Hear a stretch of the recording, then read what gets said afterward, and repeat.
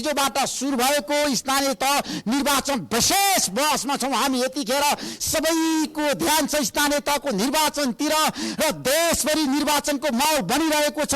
देशभरि यतिखेर नेताहरू आफ्ना पक्षमा जनमत जुटाउनको लागि दौडा गरिरहेका छन्। बालुवाटारमा यतिखेर बैठक जारी छ। धार्मिक, सांस्कृतिक, राजनीतिक हरेक दृष्टिकोणले एकदम महत्त्वपूर्ण ऐतिहासिक नगरपालिकामा हामी यतिखेर छौँ र आज हामी तपाईहरु सामु र विशेष उपस्थितिका साथ आएका छौँ र तपाईलाई थाहा छ हामी लगातार बहसमा रहनेछौँ बिहानदेखि बेलुकासम्म र जनतालाई देखाइरहनेछौँ जनताका प्रतिनिधिले कति काम गर्नुभयो, कति काम गर्न बाँकी छ। हाम्रो देशमा संविधान जारी भइसकेपछि पहिलो पटक स्थानीय तहको निर्वाचन भयो। स्थानीय तहको निर्वाचन भनेको स्थानीय सरकार भनेको जनताको लागि हो, जनताको लागि हो। स्थानीय तहमा विकास होस्, स्थानीय सरकार बलियो होस्, स्थानीय सरकार सबल होस् र स्थानीय सरकारले जनताका सबै मागलाई सम्बोधन गरोस् भन्ने नेपाली जनताको चाहना छ। तर साँच्चीकै जनताका प्रतिनिधिहरू सफल हुनुभयो त? जनताका प्रतिनिधिहरूले साँच्चीकै जनचाहना अनुसार काम गर्न सक्नुभयो त? साधारण स्रोतले उहाँलाई साथ दियो त? अथवा उहाँहरूको चुनौती, सम्भावना र अप्ठ्याराहरू के थिए त? र आगामी दिनमा अब वैशाख 30 गते हुने स्थानीय तहको निर्वाचनमा कस्ता प्रतिनिधि चाहनुहुन्छ तपाईँ? जनता जनार्दनलाई म आग्रह गर्न चाहन्छु, तपाईहरु कस्तो व्यक्तिलाई चयन गर्न चाहनुहुन्छ, कस्तो व्यक्तिलाई आफ्नो प्रतिनिधि बनाएर पठाउन चाहनुहुन्छ नगरपालिकामा? आज हामी यस बारेमा विशेष बहस गर्दैछौँ र हाम्रो बीचमा यतिखेर बैलखण्ड नगरपालिकाका मेयर हुनुहुन्छ उद्धव प्रसाद खरेलजी, तपाईलाई म स्वागत गर्न चाहन्छु। धन्यवाद, नमस्कार। ठीक छ हालखबर? 5 वर्षमा सोचअनुसार काम भयो? काम गर्यौं हामीले। के काम गर्नुभयो? नयाँ नगरपालिका स्थापना भएको 7 वर्ष पुग्यो। 6वटा गाउँ विकास समितिहरूको ग्रामीण संस्कृति र सभ्यताबाट नगर संस्कृति र सभ्यता निर्माण गर्नको लागि, यसको जग बसाल्नको लागि हामीले हाम्रा जनप्रतिनिधि, यहाँ प्राप्त कर्मचारी संयन्त्र, यहाँको साधन स्रोत र यहाँको भौगोलिक अवस्थालाई संयोजन गर्दै बुढानीकण्ठ नगरपालिकाले हाम्रो नगरपालिकाको स्वरूप ग्रहण गरेको छ। त्यसकारण यो स्वरूपमा धेरै कोरोना र महामारीको चुनौती बीच हामीले धेरै जग बसालेका छौँ। अब बाँकी काम पनि अठोट पनि पुरा गर्न हामी तयार छौँ। अनि हाम्रो बीचमा श्यामबहादुर खड्का हुनुहुन्छ, नेपाली कांग्रेसका मेयरका प्रत्याशी। तपाईँलाई म कार्यक्रममा स्वागत गर्न चाहन्छु। नमस्ते, धन्यवाद। के छ तपाईँको गुरुयोजना बताउनुहोस्? हाम्रो गुरुयोजना भनेको बुढानीकण्ठ नगरपालिकामा जसले जति जे भने पनि मैले देखेको केही पनि काम भएको जस्तो मलाई लाग्दैन।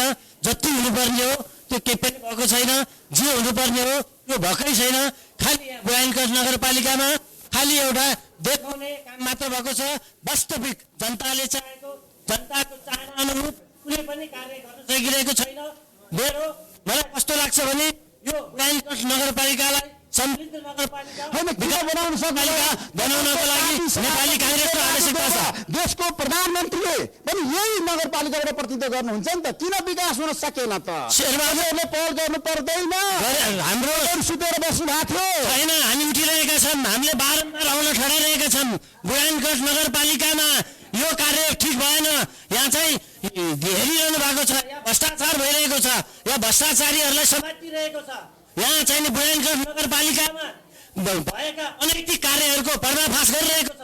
शेरबहादुर देउवा हो अवश्य हाम्रो प्रधानमन्त्री बुढानीकण्ठ नगरपालिकामै बस्नुहुन्छ, तर उहाँले आफूले गर्न सक्ने सम्पूर्ण कार्यहरू गरे। यो बुढानीकण्ठ नगरपालिका भनेको बुढानीकण्ठ नगरपालिकाको मेयरले, स्थानीय सरकार बुढानीकण्ठको मेयर चाहिँ अहिले हाम्रो उद्धव प्रसाद खरेल हुनुहुन्छ।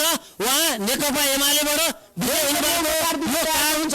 अब म तपाईँलाई छन् केही समय रोक्ने, अब म जान चाहन्छु डम्बर अधिकारी, नेपाल कम्युनिस्ट पार्टी माओवादी केन्द्रका मेयरका प्रत्याशी होइन तपाईँ? तपाईँसँग गुरुयोजना के छ? मेयर बन्न गाह्रो छ, उम्मेदवारी दिएर मैदानमा आउनु भएको छ, बताउनुहोस्। धन्यवाद। तपाईँले समसामयिक विषय जो राख्नुभयो आइरहेको छ होइन? उपस्थित सम्पूर्ण नगरवासी दाजुभाइ तथा दिदीबहिनीहरूलाई मेरो व्यक्तिगत तर्फबाट र मेरो पार्टीको तर्फबाट हार्दिक अभिवादन व्यक्त गर्न चाहन्छु। हामीले वास्तवमै यो देशमा निकै ठुलो क्रान्तिबाट यो व्यवस्थाको स्थापना गरेका हौँ। यो व्यवस्थाको स्थापना र यसका सम्पूर्ण एजेन्डाहरू हाम्रो पार्टीले स्थापना गरेको हो। त्यो एजेन्डा अनुसार जो हाम्रो नीति स्थापित भयो, तर हामीले अहिलेसम्म नेतृत्व स्थापित गर्न सकिरहेका छैनौँ। होइन, क्रान्ति गरे मात्र हुँदैन, विकास गर्नु पर्यो। विकास, जनताको चाहना विकास हो। अब अहिले ऋषिजी, अहिले हाम्रो हातमा कुनै पनि यहाँ प्रतिनिधिहरू छैन। सुन्नुहोस् है, म भन्छु आदरणीय जनसमुदायप्रति फर्केर मैले के भनिरहेको छु भने यो नीति हाम्रो हो र कार्यान्वयन गर्न हामीलाई दिनुहोस्। र वास्तवमै अहिले यहाँ हाम्रो नेपाली कङ्ग्रेसका मेयरका प्रत्याशी मित्रले पनि भन्नुभयो, म भन्छु अहिले बुढालिङ्गेश्वर नगरपालिकामा कुपीदेखि पैतालासम्म भ्रष्टाचारै भ्रष्टाचार छ। कहीँ नीतिगत भ्रष्टाचार छ, कहीँ संस्थागत भ्रष्टाचार छ, कहीँ राजनीतिक भ्रष्टाचार छ। यसको प्रमाण हामी पेश गरिदिन्छौँ, एक प्रमाण हामी पेश गरिदिन्छौँ। किनभने यही नगरपालिकाबाट दर्जनका मान्छेहरू चाहिँ यहाँ अख्तियारले पक्रिराखेको छ। हाम्रो मेयर साहब भन्नुहुन्छ म भ्रष्टाचार गर्दिनँ, सायद उहाँ गर्नुहुन्न होला, तर यो नगरपालिकाको प्रमुख भइरहँदा त्यहाँभित्रका सबै अनि तपाईँले के हेरेर बस्नुभयो त? तपाईँले के गर्नुभयो त? तपाईँ त माओवादी केन्द्रको नेता हो नि त, होइन र? हो, ठिकै भन्नुभयो। हामी यसलाई एउटा पोजिटिभ ढङ्गले यो नगरको विकासको लागि हामी सधैँ के भन्छ हामी त्यो दत्तचित्त छौँ, हामी विरोध गरिरहेका छौँ, हामी त्यहाँ आलोचना गरिरहेका छौँ। गर्दा गर्दै पनि यहाँ सम्पूर्ण रूपमा एमालेकै यहाँ त्यो पूर्ण बहुमतको सरकार भएकोले उहाँहरू हामीसँग कहिले सोध्नु पनि हुन्न, हामीलाई बोलाउनु पनि हुन्न, हामीले कुनै सरसल्लाह पनि गर्नुहुन्न। न कि 5 वर्षलाई उहाँहरूले ठेक्का लिए जस्तो अहिले हेर्नुहुन्छ भने प्रत्येक बाटाहरू कालोपत्र धमाधम भइरहेछन्, तर हेर्नुहुन्छ भने गुणस्तरहरू 0 छ। तुरुन्त बन्छ, तुरुन्त बिग्रिन्छ। अब तपाईँले छ नि मेयर भइसकेपछि नि तपाईँको पनि चाहना छ नि फेरि मेयर भन्ने। तपाईँले के गर्नुहुन्छ म पछि आउनेछु। अब म जान चाहन्छु ध्रुवराज नेउपाने एकीकृत समाजवादीको तपाईँ प्रत्याशी होइन मेयरको, साँच्ची के हो? गठबन्धनको उम्मेदवार छ नि यहाँ 3 जना हुनुहुन्छ, फेरि तपाईँ कसरी हुनुहुन्छ? अहिले कसो टुङ्गिया छैन अनि प्रत्याशी भन्यो नि त, प्रत्याशी मात्रै। त्यसो भए भन्नुहोस् अब गर्नुपर्ने काम के त? बुढानी कन्छ नगरपालिकाको लागि आजको दिनमा यहाँको समस्या के हो? जनता जान्न चाहन्छ, बताउनुहोस्। ठिक छ। बुढालिङ्ग नगरपालिका अघि धेरै मेयर साहबले हाम्रो चाहिँ काङ्ग्रेस सभाजीले भन्नु अघि नै मेयर साहबले पनि भनिसक्नु भएको छ, भन्नुभयो, तपाईँले भनिसक्नु भएको छ ऐतिहासिक नगरपालिका हो। त्यो नगरपालिकामा जातजाति भाषाभाषी पर्यावरण वन जङ्गल यहाँ बसोबास गर्ने मान्छेको स्तर सबै हिसाबले यो चाहिँ देशकै मलाई लाग्छ सबभन्दा राम्रो नगरपालिका हो। हामीसँग स्रोत साधनको हिसाबले, साधनको हिसाबले, प्राकृतिक स्रोतको हिसाबले, सबै कुराले। यद्यपि यसलाई हामीले जसरी यो नगरपालिकाको स्रोत साधन थियो त्यसलाई परिचालन गर्नुपर्ने, यहाँका विद्युत वर्गहरू छन् त्यसलाई समेट्नुपर्ने, र यसलाई तपाईँको चाहिँ एउटा ऐतिहासिक नगरपालिका बनाउनुपर्ने जुन काम थियो त्यो काममा मलाई लाग्छ हामी अलिकति चुकेका छौँ। जसरी नगरपालिका बन्नुपर्ने थियो त्यो बनेको छैन। म यसरी केही बनेको छैन त भन्दिनँ। म 5 वर्षमा एउटा संरचना त बने नि होइन र? भन्दैछु म केही बनेको छैन भन्दिनँ, केही बनेको छ, तर जति बन्नुपर्ने कुरा त्यो बनेको छैन। धेरै कुरा चाहिँ बन्नुपर्ने कुरा आज हामीले के भन्दा विकास भने के बाटोघाटो मात्रै हो, ढल मात्रै हो। विकास भन्दा पर्यावरण होला, जनता खुसी बन्नुपर्ने होला, स्रोत साधनहरू बढाउनु पर्ने कुरा होला, ग्रिन सिटी होला, कृषिलाई उठाउनु गर्नुपर्ने होला, स्मार्ट सिटी होला। तपाईँको आज यसो हेर्नु भने सबैको बन्ने कुरा भनेको बाटा देख्ने कुरा गरेका छ हामीले। मेरो कुरामा चाहिँ यो विकास मात्रै होइन, मात्रै होइन विकास। त्यसमा हामीले शिक्षा यसोहरू स्वास्थ्यको कुरा गरौँ, सामान्य कुरा बाटोघाटो बनेका छन्। जति बुढालिङ्ग नगरपालिकाले स्रोत साधनले जसरी हाम्रो मेयर साहब हुनुहुन्छ उहाँले चाहिँ जुन टिम पाउनु भएको छ झन् 2-3 बढीको टिम थियो, जो ठुलो पार्टी थियो, उहाँलाई सहयोग गर्ने धेरै मान्छेहरू थिए, धेरै व्यक्तिहरू हुनुहुन्थ्यो। त्यसलाई सबैलाई समेटेर यहाँ तपाईँले भन्नु प्रधानमन्त्री हुनुहुन्छ, नेताजी हुन्छ, वरिष्ठ के अरे उपाध्यक्ष हुनुहुन्छ, मन्त्री हुनुहुन्छ, सबैलाई यो नगरपालिका बनाउने कुरामा म सबैलाई गरेर प्रधानमन्त्रीज्यू तपाईँ यहाँ बस्नुहुन्छ, मन्त्रीज्यू तपाईँ यहाँ बस्नुहुन्छ, कोही सचिवहरू छन्, नेपाल सरकार विशिष्ट व्यक्तिहरू हुन्छ, सबैलाई गरेर म यो नगरपालिका बढाउनु राम्रो बनाउन चाहन्छु। तपाईँ जुनसुकै पार्टी गर्नुहोस्, मलाई सहयोग गर्नु भनेर हामी भनेको भए आज कुनै पनि मलाई अस्ति बजेट कमी छैन होइन। यो मेयर साहब हुनुहुन्छ, हाम्रो बढी खर्च गर्नु छैन, जति काम गर्नुपर्छ त्यति काम गर्न सक्नु भएन भने तपाईँको बनायो होइन। अब लागौँ हामी। सुमित खरेलजी तपाईँ स्वतन्त्र उम्मेदवार होइन? स्वतन्त्र दलीय व्यवस्था पनि स्वतन्त्र हुन्छ वर्ष भन्ने मान्यता हो र माथि सङ्घ र प्रदेशमा चाहिँ दलीय निर्वाचन नै हुनुपर्छ भन्ने हिसाबले हामी स्थानीय तहमा कुनै पार्टी र ब्रान्डको आडमा होइन कि व्यक्तिगत क्षमताको आधारमा चाहिँ फाइट गर्न आउनुपर्छ भन्ने विश्वास राख्छौँ। त्यसो भए तपाईँले स्वतन्त्र उम्मेदवार दिइरहँदाखेरि किन दिनुभयो भन्नुहोस् त उम्मेदवारी? मेरो पुस्ताको जुन विकासको आकाङ्क्षा छ त्यो आकाङ्क्षा सम्बोधन गर्नलाई अहिलेको पुस्ताबाट स्किल, माइन्डसेट र नलेज यो सबै तरिकाले सम्भव देखिएन र हामी आफैले पनि ट्राई गरेको हो। र त्यो सन्दर्भमा हामी आफै अगाडि आउनुपर्छ। हाम्रो स्थानीय सरकारलाई देशकै अग्रणी नगरपालिका बनाउन सकिन्छ भन्ने हिसाबले आएको हो। अब मेयर साहब तपाईँले सुन्नुभयो तपाईँका छ नि विरोधीहरूको कुरा होइन, काङ्ग्रेसको कुरा सुन्नुभयो, माओवादीको सुन्नुभयो, एकीकृत समाजवादीको सुन्नुभयो, स्वतन्त्रको पनि सुन्नुभयो। तपाईँले एउटा आत्मसमीक्षा गर्नुहोस्, छातीमा हात राखेर भन्नुहोस् 5 वर्षमा मैले यति काम गर्नु पर्थ्यो किन गर्न सकिनँ भनेर लाग्छ तपाईँलाई? किन तपाईँ कहाँ चुक्नुभयो? त्यहाँबाट सुरु गरौँ। हामी चुकेका छैनौँ, हामी सचेत छौँ, आँखा खोलेर हेरिरहेका छौँ, योजना बनाइरहेका छौँ। हामीले यो नयाँ नगरपालिका 6वटा गाउँ विकास समितिहरूको एउटा ग्रामीण इकाइहरूलाई जोडेर एउटा सिङ्गो बुढानीकण्ठ नगरपालिका, जो देशको सबैभन्दा धेरै जनसङ्ख्या भएको सबभन्दा वरिष्ठ नागरिकहरू बसोबास गर्ने यो नगरपालिका हो। यो नगरपालिकाको प्राथमिकता, यहाँको आवश्यकता, यहाँको स्थिति सबैको बारेमा हामी जानकारी छौँ, किनभने 40 वर्षदेखि हामी यहाँ धुलो उडाएर बसिरहेका छौँ। तसर्थ त्यसको योजनाबद्ध रूपमा हामीले काम गरिरहेका छौँ। त्यही काम गरेको कारणले होला हामीले चाहिँ आवश्यक रूपमा छिटो गर्नु पर्थ्यो, अपेक्षा धेरै पुरा गर्नु पर्थ्यो, अथवा साधन स्रोत अलि धेरै भए हुन्थ्यो, योभन्दा अलिक फरक किसिमबाट गर्न सकिन्थ्यो भन्ने कुरा छलफल गर्न सकिन्छ। तर सबै समस्या सहितको समाधान पनि हामीसँग छ। हामी त्यसको योजना बनाएर काम गरिरहेका छौँ। हामीले 5 वर्ष गरेको कुरालाई कुनै कुराको कुनै टिप्पणी कसैले हामीलाई गरेको छैन। योभन्दा राम्रो गर्न सक्ने कुरामा छलफल गर्न सकिन्छ, अझ पनि गरिन्छ। योभन्दा अझ व्यतिथि भएको कुरा केही छ भने भन्न सक्नुहुन्छ? आइसक्यो, भ्रष्टाचार भयो रे बुढानीकण्ठ नगरपालिकामा। यो दलीय व्यवस्था भएको ठाउँमा त भएको राम्रो कामलाई पनि नराम्रो भन्ने चलन रहेछ। त्यसकारण यहाँ भ्रष्टाचार भएको भ्रष्टाचार गर्ने पनि हामी नै हौँ, भ्रष्टाचारलाई नियन्त्रण गर्ने पनि हामी नै हौँ। हामी विधि बनाउने हौँ। केही कमी कमजोरी हुन सक्छन्, कोही कमी गरे हुनाले केही समातेका पनि हो। तर यो नगरपालिकामा भ्रष्टाचार शून्य बनाउने हाम्रो अभियान जारी छ र कर्मचारी मित्रहरू हुनुहुन्छ, जनप्रतिनिधिहरू हुनुहुन्छ, यहाँका आम जनसमुदाय हुनुहुन्छ। यो नगरपालिकामा भ्रष्टाचारको कुरा अलिकति पनि थाहा भयो भने त्यसलाई कारबाही हुनेछ, समातिनेछ, त्यसलाई चाहिँ खोरमा लगाएर राखिनेछ। त्यो हामी प्रतिबद्ध छौँ। जसले गर्यो त्यसलाई कारबाही हुन्छ, अझै पनि गर्नेहरूलाई कारबाही हुन्छ। यो भ्रष्टाचार शून्य बनाउने हाम्रो अभियान होइन, सुशासन गर्ने अभियान रोक्नको लागि जसरी पहल गर्नु पर्थ्यो, किन भन्दा हाम्रो देशको अहिले विकासको मारो भनेको छ नि, बाधक भनेको भ्रष्टाचार हो। र भ्रष्टाचार आज हाम्रो देशमा जताततै छ। प्रत्येक नेताको छ नि, हामीले समीक्षा गर्ने हो भने नेताहरूले भ्रष्टाचार गर्छन् भन्ने आरोप छ। मेयर साहब, यो तपाईँको नगरपालिकामा तपाईँले छ नि त्यो आरोप त खेप्नु भएको छैन। तर भ्रष्टाचार भएको कुरा त आयो नि, होइन? यहाँ आर्थिक गतिविधि हुन्छन्, काम हुन्छन्, योजना हुन्छन्, मान्छे हुन्छ, व्यवहार हुन्छ, मान्छे थरीथरीका हुन्छन्, कर्मचारी पनि थरीथरीका हुन्छन्। 8वटा त प्रमुख प्रशासकीय फेरिसके। यो देशको केन्द्रीय शासनले हामीलाई नियुक्ति गरेर पठाएको मान्छेहरू। त्यसकारण कमी कमजोरी छ, सुधार्न पर्ने कुरा धेरै छ। हाम्रो स्थानीय तहमा पनि केही कुरा कमी कमजोरी छ भने सुधार्न हामी तयार छौँ, गरिरहेका छौँ, प्रयास छ। अन्त जस्तो कुनै पनि कुराको विकृति, विसङ्गति र भ्रष्टाचारका कुराहरू भयो भने हामीले त्यसलाई रोकेका छौँ। र जति भ्रष्टाचार छ भन्ने कुरा चाहिँ नारा हो, त्यो नारालाई हामी कम गर्नुपर्छ, त्यसलाई चाहिँ नियन्त्रण गर्नुपर्छ।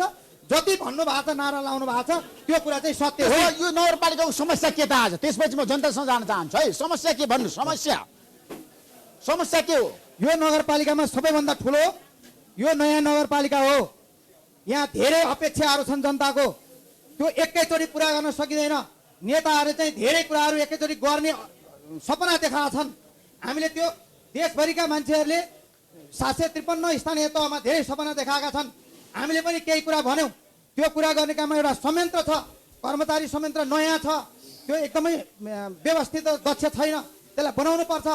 विविध कारणका कमजोरीहरू छन्। यहाँ एकैचोटि पुरा गर्न नसक्ने, प्रोक्युरमेन्ट गर्ने कुरा, त्यसपछि कार्यान्वयन गर्ने कुरा, यसमा त धेरै कुराहरू सुधार गर्नुपर्छ। हामीले नगरपालिकालाई भर्खरै संरचनागत रूपमा, संस्थागत रूपमा विधि, ऐन, कानुन सबैले व्यवस्थित गरेका छौँ। अब यो नगरपालिका 2 वर्षको कोरोनाको कहरबाट हामी धेरै दुःख पायौँ, धेरै समस्या भयो।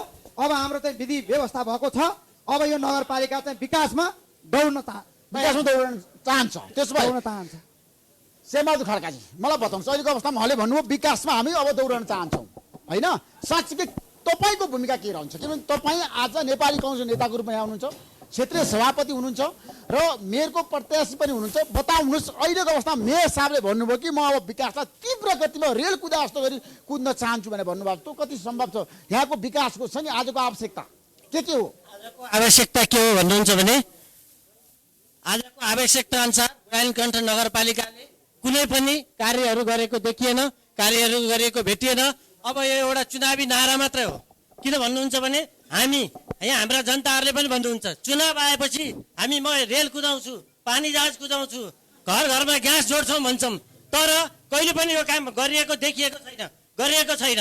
म तपाईँलाई एउटा कुरा स्मरण गर्न चाहन्छु, कम्युनिस्टहरूले जहिले पनि के भन्नुहुन्छ भने चुनावको बेलामा मैले हेरेको छु 46 सालको जनआन्दोलनपछि भित्तामा लेखिएको थियो घर कसको पोत्नेको, जग्गा कसको जोत्नेको। तपाईँ भन्नुहोस् कतिचोटि चाहिँ नि काङ्ग्रेस कम्युनिस्ट सरकारमा आयो, कसको घर पोत्नेको भयो, कसको घर जोत्नेको भयो। त्यस कारणले म तपाईँलाई के भन्न चाहन्छु भने यो एउटा भन्ने कुरा हो, यो विकास गर्ने कुरा होइन, यो भन्ने कुरा हो। श्यामजी तपाईहरु पनि कम्युनिस्टको सहयोगमा आज सरकारमा हुनुहुन्छ नि त हो। हामी गठबन्धनको सरकारमा छौँ, हामी गठबन्धनको सरकारमा छौँ। तर मैले भनिरहेको छु यो एउटा नारा, चुनावी नारा मात्र हो, यो वास्तविकता होइन। अब बताउनुहोस् माओवादी केन्द्रका नेता, तपाईँ पनि मेयरको प्रत्याशी अहिलेको अवस्थामा छ नि, समस्या के हो? डमरजी धन्यवाद। यहाँको समस्या भनेको छ मैले विकास। ठुलो स्वरले बोल्ने बोल्नुहोस्। होइन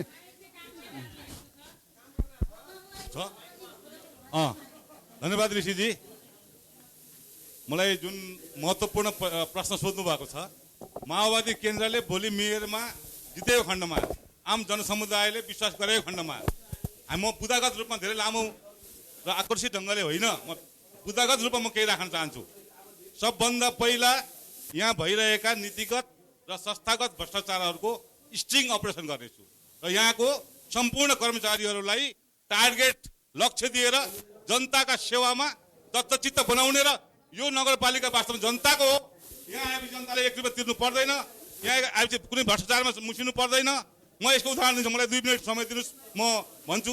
किनभने यो एजेन्डाको मुख्य नेतृत्वकर्ता शक्ति भनेको हामी माओवादी हौँ, जसले चाहिँ स्थानीय सरकारको कुरा अवधारणाहरू ल्याएको, 3 तहको सरकारको कुरा ल्याएको छ।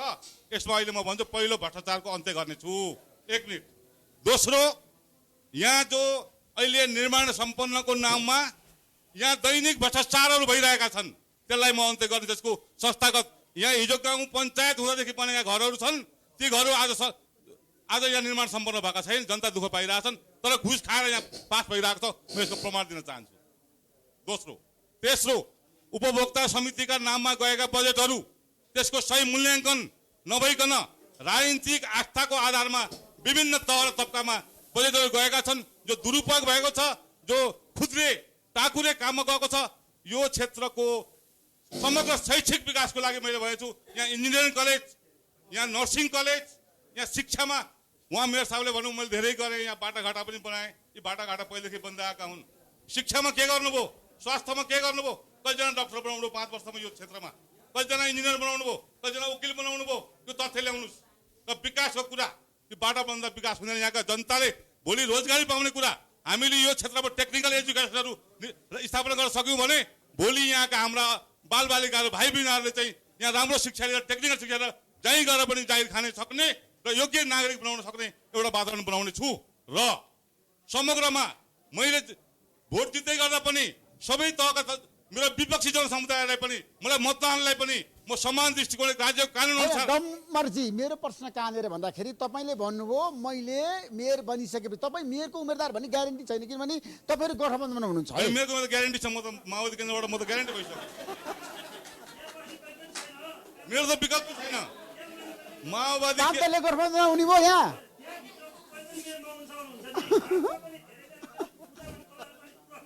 ऋषिजी तपाईँले सोधेको प्रश्न के गर्नुहुन्छ भन्नुभयो नि, गठबन्धनको कुरा गरेको मैले। सुन्नुहोस्, गठबन्धनको कुरा होइन। नेपाल कम्युनिस्ट पार्टी माओवादीको तर्फबाट सर्वसम्मत मेयरको उम्मेदवार हुँ। गठबन्धन छैन त, म भन्दैछु त, गठबन्धनको छलफल हुँदैछ, छलफल बहस हुँदैछ। त्यो बहसबाट के निष्कर्ष निस्किन्छ त पछिको कुरा हो। अहिले म एकमात्र नेकपा माओवादी केन्द्रको मेयरको उम्मेदवार हुँ। म सपोज म मेयर भएँ, त्यो आधारमा म के गर्छु भनेर तपाईँलाई म भन्दैछु, म त्यो जानकारी दिँदैछु।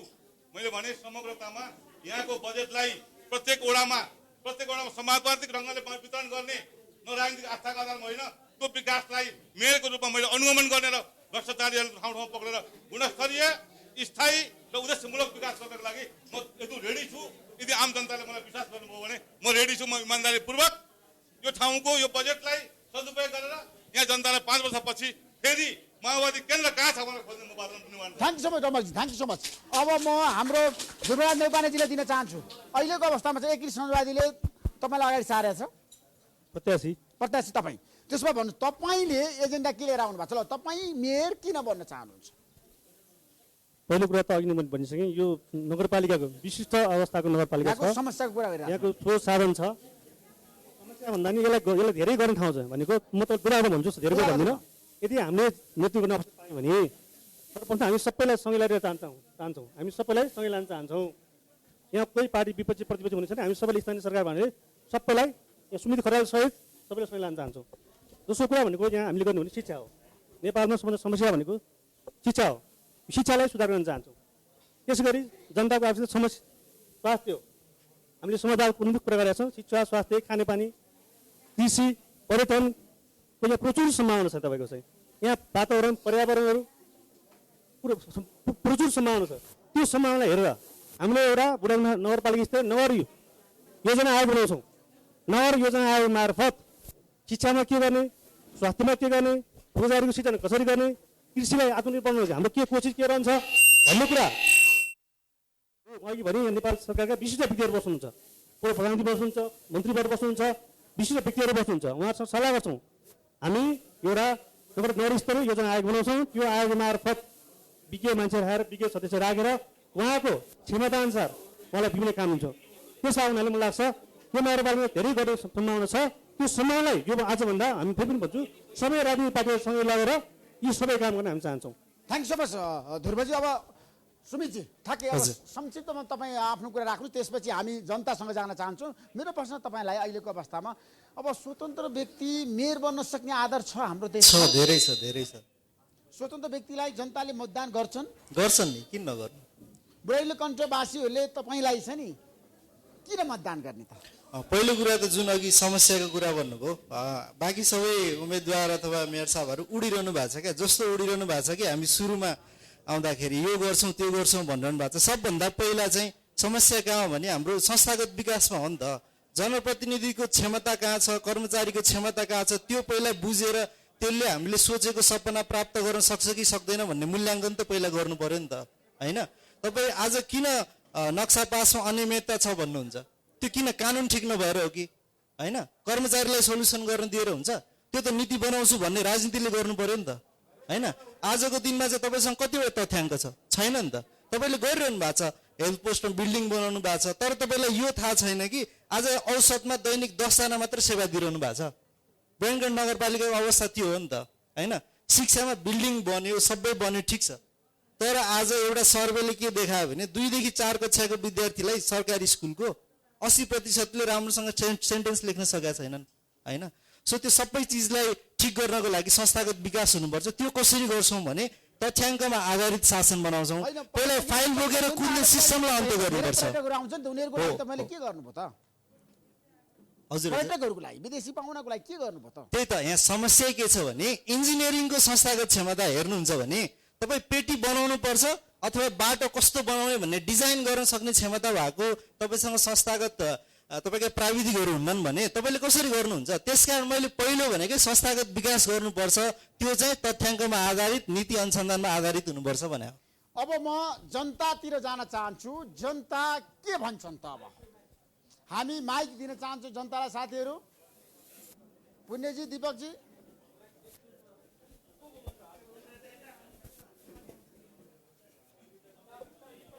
नवीनजी, सबैलाई व्यवस्थापन गर्नु।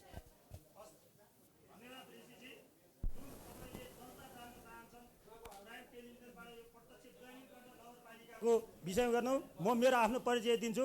मेरो नाम राजाराम बुढाथोकी, नेपाली काङ्ग्रेस बुढा नीलकण्ठ नगरको नगर सभापति र म यो सर्वदलीय संयन्त्रमा बसेर पनि बुढा नीलकण्ठकोमा अघिदेखि काम गरिरहेको र तपाईँले मेयरको प्रत्याशी भनेर जहाँ त्यहाँ व्यक्ति गर्नु, अरू पनि हाम्रा पार्टीमा धेरै व्यक्तिहरू चाहिँ टिकट पाइसकेपछि जो हुन्छ उहाँले उ गर्नु होला। र अरू कुरा जुन मेयर साहबले अघि भन्नुभयो नीतिगत, मैले मेयर साहबलाई उहाँ मेयर भइसकेपछि मेरो पार्टीबाट चाहिँ 2टा कुरा भनेको थिएँ। तपाईँहरूले यो भ्रष्टाचार नगर्नको लागि जुन हाम्रो योजना हुन्छ, अनुगमन समिति हुन्छ, त्यहाँ प्रतिपक्ष दललाई चाहिँ सदस्य रूपमा राख्नुपर्छ भनेको थियो। उहाँले 5 वर्षसम्म प्रतिपक्ष दललाई नराखिकन बिताउनु भयो। त्यस्तै गरी अर्को यो हामीले चाहिँ यो अरू जुन चाहिँ लेखा समितिमा चाहिँ प्रतिपक्ष दललाई सभापति दिने ट्रेन यो हुने होइन त छ, किनभने त्यहाँ भएको चाहिँ विकृति विसङ्गतिहरू हेर्नको लागि प्रमुख प्रतिपक्षलाई दिनु भनेको थियौँ, त्यो पनि नदिकन उहाँले 5 वर्ष बिताउनुको, जसले गर्दाखेरि बुढा नीलकण्ठको अघिल्लोचोटि 9 करोडबाट अहिले 20 करोड चाहिँ बेरोजु पुगेको छ। यो बेरोजु पुग्नु भनेको कतै पनि भ्रष्टाचार हुनु। जस्तै उहाँले आफै पसल खोल्न भनेर आफ्ना कार्यकर्ताहरूलाई 10औं लाख रुपियाँ अनुदानमा पैसा दिनुभएको छ। यदि प्रमुख प्रतिपक्षी दल त्यहाँ भएको भए नीतिगत त्यसरी भ्रष्टाचार हुन दिने थिएन।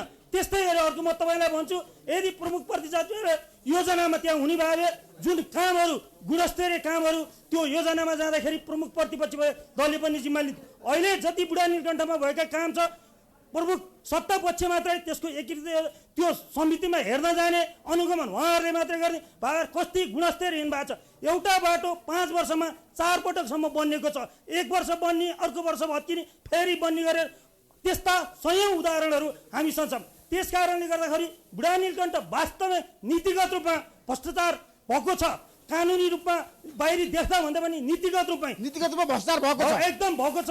त्यसको प्रमाण हामी तपाईँलाई हामीले के गर्न सक्थ्यौँ भने मेयर साहबलाई हामीले 5 पटकसम्म चाहिँ यो हामीले चाहिँ हाम्रो पार्टीको तर्फबाट चाहिँ ज्ञापन पत्र बुझायौँ। उहाँ ठिक छ गर्नुहुन्छ भने, तर यहाँ हेर्नुहोस् बाल्लाबाट एउटा बाल्ला वासिङले करोडौँ रुपियाँ चाहिँ राजस्व नबुझाएको, त्यो हामीले भने होइन, विपक्षी दलले भने नेपाल सरकारको चाहिँ अडिट लेखा प्रतिवेदनले तपाईँहरूले चाहिँ करोडौँ रुपियाँ चाहिँ लिनुभएको छैन। त्यो व्यक्तिसँग उठाउनु छोडेछ, तर यहाँ उठाइएको छैन। यस्ता राजनजी, अब तपाईँले जुन कुरा राख्नु भएको छ, तपाईँको प्रश्न चाहिँ कसलाई भन्नुहोस् राजनजी? तपाईँ त अब काङ्ग्रेसको नेता पनि हो होइन? मैले यो मेरो समकक्षी अहिले मेयर साहब उद्धव खरेला हुनुहुन्छ, यो समष्टिगत प्रश्न राखेँ मैले, किनभने यदि हामी नेपाली काङ्ग्रेसको जो व्यक्ति आयो भने पनि हामी चाहिँ यो यस्तो गर्ने छैनौँ, हामी सबैलाई मिलाएर लान्छौँ भन्ने हामी चाहिँ प्रतिबद्धता गर्छौँ। र यो कुनै पनि चेक एन्ड ब्यालेन्स भन्ने कुरा चाहिँ हुनुपर्छ। त्यही हो मेरो चाहिँ थ्याङ्क यू सो मच। अब अरू कसैको प्रश्न छ? त्यसपछि मेयर साहब, हामी मेयर साहबतिर जान चाहन्छु। प्रश्नहरू नाम सहित मेरो प्रश्न सोध्ने प्रश्न। नमस्ते, मेरो नाम विजेन्द्र बुढासैनी, म बुढानीलकण्ठ नगरपालिका वडा नम्बर 5 मा बस्छु। मेरो प्रश्न पनि मेयर साहबलाई नै छ। चुनावभन्दा अगाडि स्मार्ट सिटी, चुनाव जितेपछि यत्रै सिटी भने जस्तै अहिले 4 वर्ष 11 महिना सत्ताको नेतृत्व गरेर असफल हुनु भइसकेको तपाईँ उद्धव खरेल फेरि पनि बुढानीलकण्ठ नगरपालिकालाई मेरो नेतृत्वमा समृद्ध बुढानीलकण्ठ नगरपालिका बनाउँछु भनेर कुन नैतिकताले फेरि तपाईँ मेयरको रूपमा प्रत्याशी हुनुहुन्छ? थ्याङ्क यू मेयर साहब। अनि त्यसपछि अरू प्रश्न त्यसपछि? अब धन्यवाद। म एउटा यो राजनीतिक दलीय व्यवस्थाबाट आएको एउटा प्रतिनिधि हुँ। म एउटा राजनीतिक पार्टीको कार्यकर्ता हुँ। तसर्थ राजनीतिक पार्टी दलीय व्यवस्थामा एउटा दलले गरेको राम्रो कामलाई पनि राम्रो हो भनेर भन्यो भने खुस्किने स्थिति हुँदो रहेछ, नभन्ने प्रवृत्ति रहेछ। त्यसकारण यहाँ हरेक कुराहरूको लिखित रूपमा यो चाहिँ गलत भयो भनेर अन टाइम कुनै किसिमको विरोध गर्ने र लिखित गर्ने उजुरी कुनै परेको छैन। सिद्धान्त त दलहरूले आफ्ना किसिमका असन्तुष्टिहरू केही कुराहरू बेला बेलामा आएर दिनुहुन्छ, हामी त्यसलाई हेरेका छौँ। आम नगरवासीहरूलाई थाहा छ, आम कर्मचारीलाई थाहा छ, आम यहाँका जनप्रतिनिधिहरूलाई थाहा छ। आम नगरवासीहरूलाई साथी राखेर भन्छौँ, हामीले गरेका कामहरूको आलोकमा, हामीले गरेका कमजोरीहरूको चाहिँ सिकाइबाट हामीले गरेका कामहरूप्रति पूर्ण रूपमा हामी जिम्मेवारी लिन्छौँ र हामीले गरेका कामबाट असन्तुष्टि भएर जनताहरूले, नगरवासीहरूले हामीलाई अस्वीकार गर्दा पनि हामी तयार छौँ। तर हामी के दावा गर्छौँ भने हामीले व्यथिति गरेका छैनौँ, अनियमितता गरेका छैनौँ, भेट नहुने काम गरेका छैनौँ, यो नगरपालिकालाई नोक्सानी हुने काम गरेका छौँ। हरेक कामको जिम्मेवारी सहित यो आगामी दिनको लागि एउटा इट्टा थप्ने काम हामीले गरेका छौँ। त्यसप्रति आम यो चुनावको माहौलमा भएको यो भ्रष्टाचारको कुरा गर्नुभयो, उहाँले त भ्रष्टाचार भएन भनेर त यहाँ भन्नुभयो भने उहाँको चुनावको एजेन्डै हुँदैन। भ्रष्टाचार त आम मान्छेले भन्ने कुरा रहेछ। त्यसकारण यो नगरपालिकामा बसिरहेर, यो कुर्सीमा बसिरहेर र हामीले आम मान्छेहरूको चाहिँ सेवा गरिरहँदा यहाँका कर्मचारीहरूको बिचमा, यहाँका जनताहरूको बिचमा यो भ्रष्टाचारलाई शून्य बनाउन कोसिस गरेका छौँ। यहाँ कुनै भ्रष्टाचार भएको एउटा मात्रै भयो भने त्यसलाई ल्याएर सडकमा पछार्न यो नगरपालिका तयार छ भनेर घोषणा गर्दा पनि कसैले त्यसो रिपोर्ट गरेन। केही मान्छे समातेका पनि हुन्। भ्रष्टाचार शून्य बनाउनुपर्छ, विधि बनाउनुपर्छ, नीति बनाउनुपर्छ। त्यो नीति र विधि बनाउने कुरामा एउटा पनि कानुन थिएन, एउटा ऐन थिएन, एउटा कार्यविधि थिएन। हामीले अहिले झन्डै 80वटा ऐन कानुन विधिहरू तयार गरेका छौँ। बिस्तारै नगरपालिकाले नगरपालिकाको स्वरूप र संस्थागत संरचनागत रूपमा बलियो भएको छ। अब आगामी दिन ती कुराहरू होइन, तपाईँको स्मार्ट सिटी कहाँ गयो? त्यसपछि स्मार्ट सिटी कहाँ गयो उहाँको प्रश्न। स्मार्ट सिटी कहाँ गयो? बुढानीलकण्ठ नगरपालिकामा चुनाव लडिरहँदा स्मार्ट सिटी बनाउने कुरा हामीले चाहिँ घोषणा गरेका थिएनौँ, प्रतिबद्धता गरेका थिएनौँ। हाम्रा भइरहेका सहरहरूलाई, ग्रामीणहरूलाई एकीकृत नगरपालिकाको सञ्जालभित्र जोड्ने र स्मार्ट व्यवस्थापनको कुरा हामीले गरेका छौँ। त्यो गर्दैछौँ, बिस्तार जग्गाले गर्दैछौँ हामी। तपाईँको प्रश्न के खड्काजी? मेरो यहाँ एउटा कुरा म मेयर साहबलाई भन्न चाहन्छु। उहाँले अहिले भन्नुभयो हामीलाई कुनै पनि विरोधका कार्यक्रमहरू आएका छैनन्, विरोधको पत्र आएको छैन। उहाँले सरासर झुट बोल्नु जस्तो लाग्यो मलाई। नेपाली काङ्ग्रेस नगर कार्य समितिले 2078 11/6 गते यसमा यहाँ के नीतिगत भ्रष्टाचार भयो भनेर लेखेर दिनुभएको छ। यसमा अघि यहाँ कुरा उठ्यो बालुवा खानीदेखि लिएर बालुवाको त्यहाँ प्रशोधन गर्नेदेखि लिएर महालेखा परीक्षकले यहाँ चाहिँ कति बेरुजी भयो। खाना र खाजा खर्चमा 2076-77 मा 1 करोडको बेरुजी निक्लेको छ। त्यस्तै यहाँ चाहिँ नि तपाईँको हरेक कार्यहरूमा यहाँ चाहिँ कुन कार्य गर्दाखेरि के भएको बेरुजी भएको छ भन्ने के भयो त? के गर्दा बेरुजी भयो त बताउनुस् यहाँ न। लेखेको छ यसमा पुराले यो मैले उहाँले भएको छैन भन्नुभयो नि, मैले त्यो भएर यो भन्न खोजेको। यहाँ स्पष्ट छ उद्धवजी जानकारी गराएका धेरै समस्या देखाउनु भयो नि त उहाँले त। श्यामजीले त जवाफ दिन तयार छु, म जवाफ दिन तयार छु। यो महालेखा परीक्षकले देखाएको कुरा हो। गत साल कोरोनाको महामारीले कहरले समस्या परेको बेलामा आम मान्छेलाई खाना खुवाएको कुरा, केही खाजा खुवाएको कुरा, कर्मचारीहरूलाई खाजा खुवाएको कुराले केही कुराहरू त्यहाँ चाहिँ उसले अलिक धेरै खर्च भयो कि भनेर केही कुरा देखाएको छ। बेरुजुने नीतिगत कुरा कसैको नाममा पेश कि छैन। त्यसकारण अहिले यो बुढानीलकण्ठ नगरपालिकाको नगर प्रमुखले खर्च गर्न पाउने पैसा एउटा पैसा पनि हामीले खर्च गरेका छैनौँ। अतिथि सत्कार पनि गरेका छैनौँ, खाजा पनि गरेका छैनौँ। तर यो कोरोनाको बेलामा केही समस्या पर्दा त्यसमा भएका खर्चहरूको बारेमा केही कुराहरू नीतिगत कुराहरू सुझावको रूपमा लेखेको छ। त्यही महालेखा परीक्षक त ओपन छ। त्यही ओपन कुरालाई चाहिँ उहाँले उठाउनु भएको छ। हामी त्यो महालेखा परीक्षकसँग कुराकानी गर्दैछौँ, छलफल गर्दैछौँ। यसलाई पुष्टि गर्ने काममा हामी लागेका छौँ। त्यति मात्र होइन, यहाँ जग्गाहरू पनि मिचिएका छन्। जग्गा पनि प्लटिङ गर्दाखेरि गर्ने नहुने जुन स्थानीय सरकारको नीति थियो त्यो अनुसार गर्नुपर्नेमा त्यसको ठ्याक्कै विपरीत व्यक्तिगत स्वार्थका कारणले अभिप्रेत भएर यहाँ चाहिँ जग्गा प्लटिङमा राजस्व उठाइएको छ, राजस्व लिएको छ। त्यसलाई पनि चाहिँ नि महालेखाले चाहिँ नि यहाँ चाहिँ अंकित गरेको छ।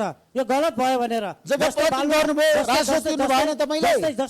बालुवाको यहाँ नौलिङ्गे भद्रकाली चाहिँ नि एउटा बालुवा प्रशोधन कार्य छ। त्यसले चाहिँ यहाँ बालुवा प्रशोधन गरिरहेको छ। यहाँ खानीबाट बालुवा निकालेर बेचिरहेको छ।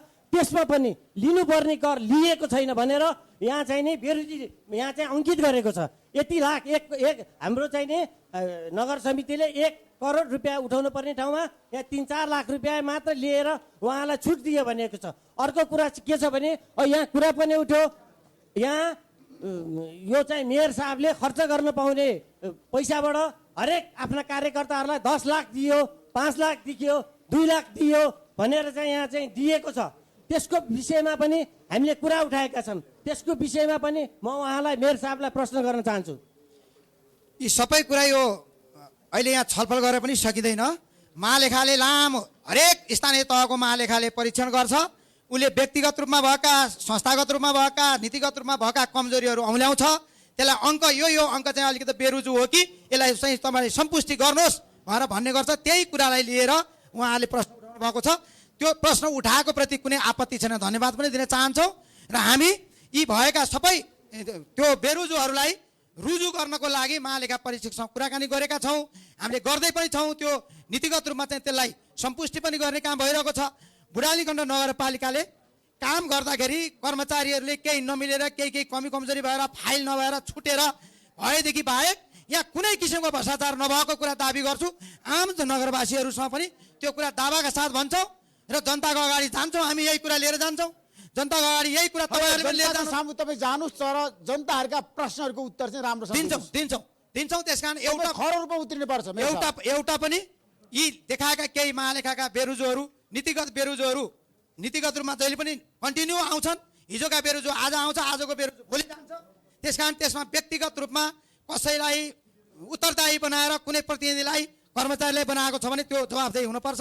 त्यो सम्पूर्ण जवाफदेही हामी लिन तयार छौँ। अब जनताको प्रश्न, जनता कहाँ हुनुहुन्छ सोध्नुहोस्।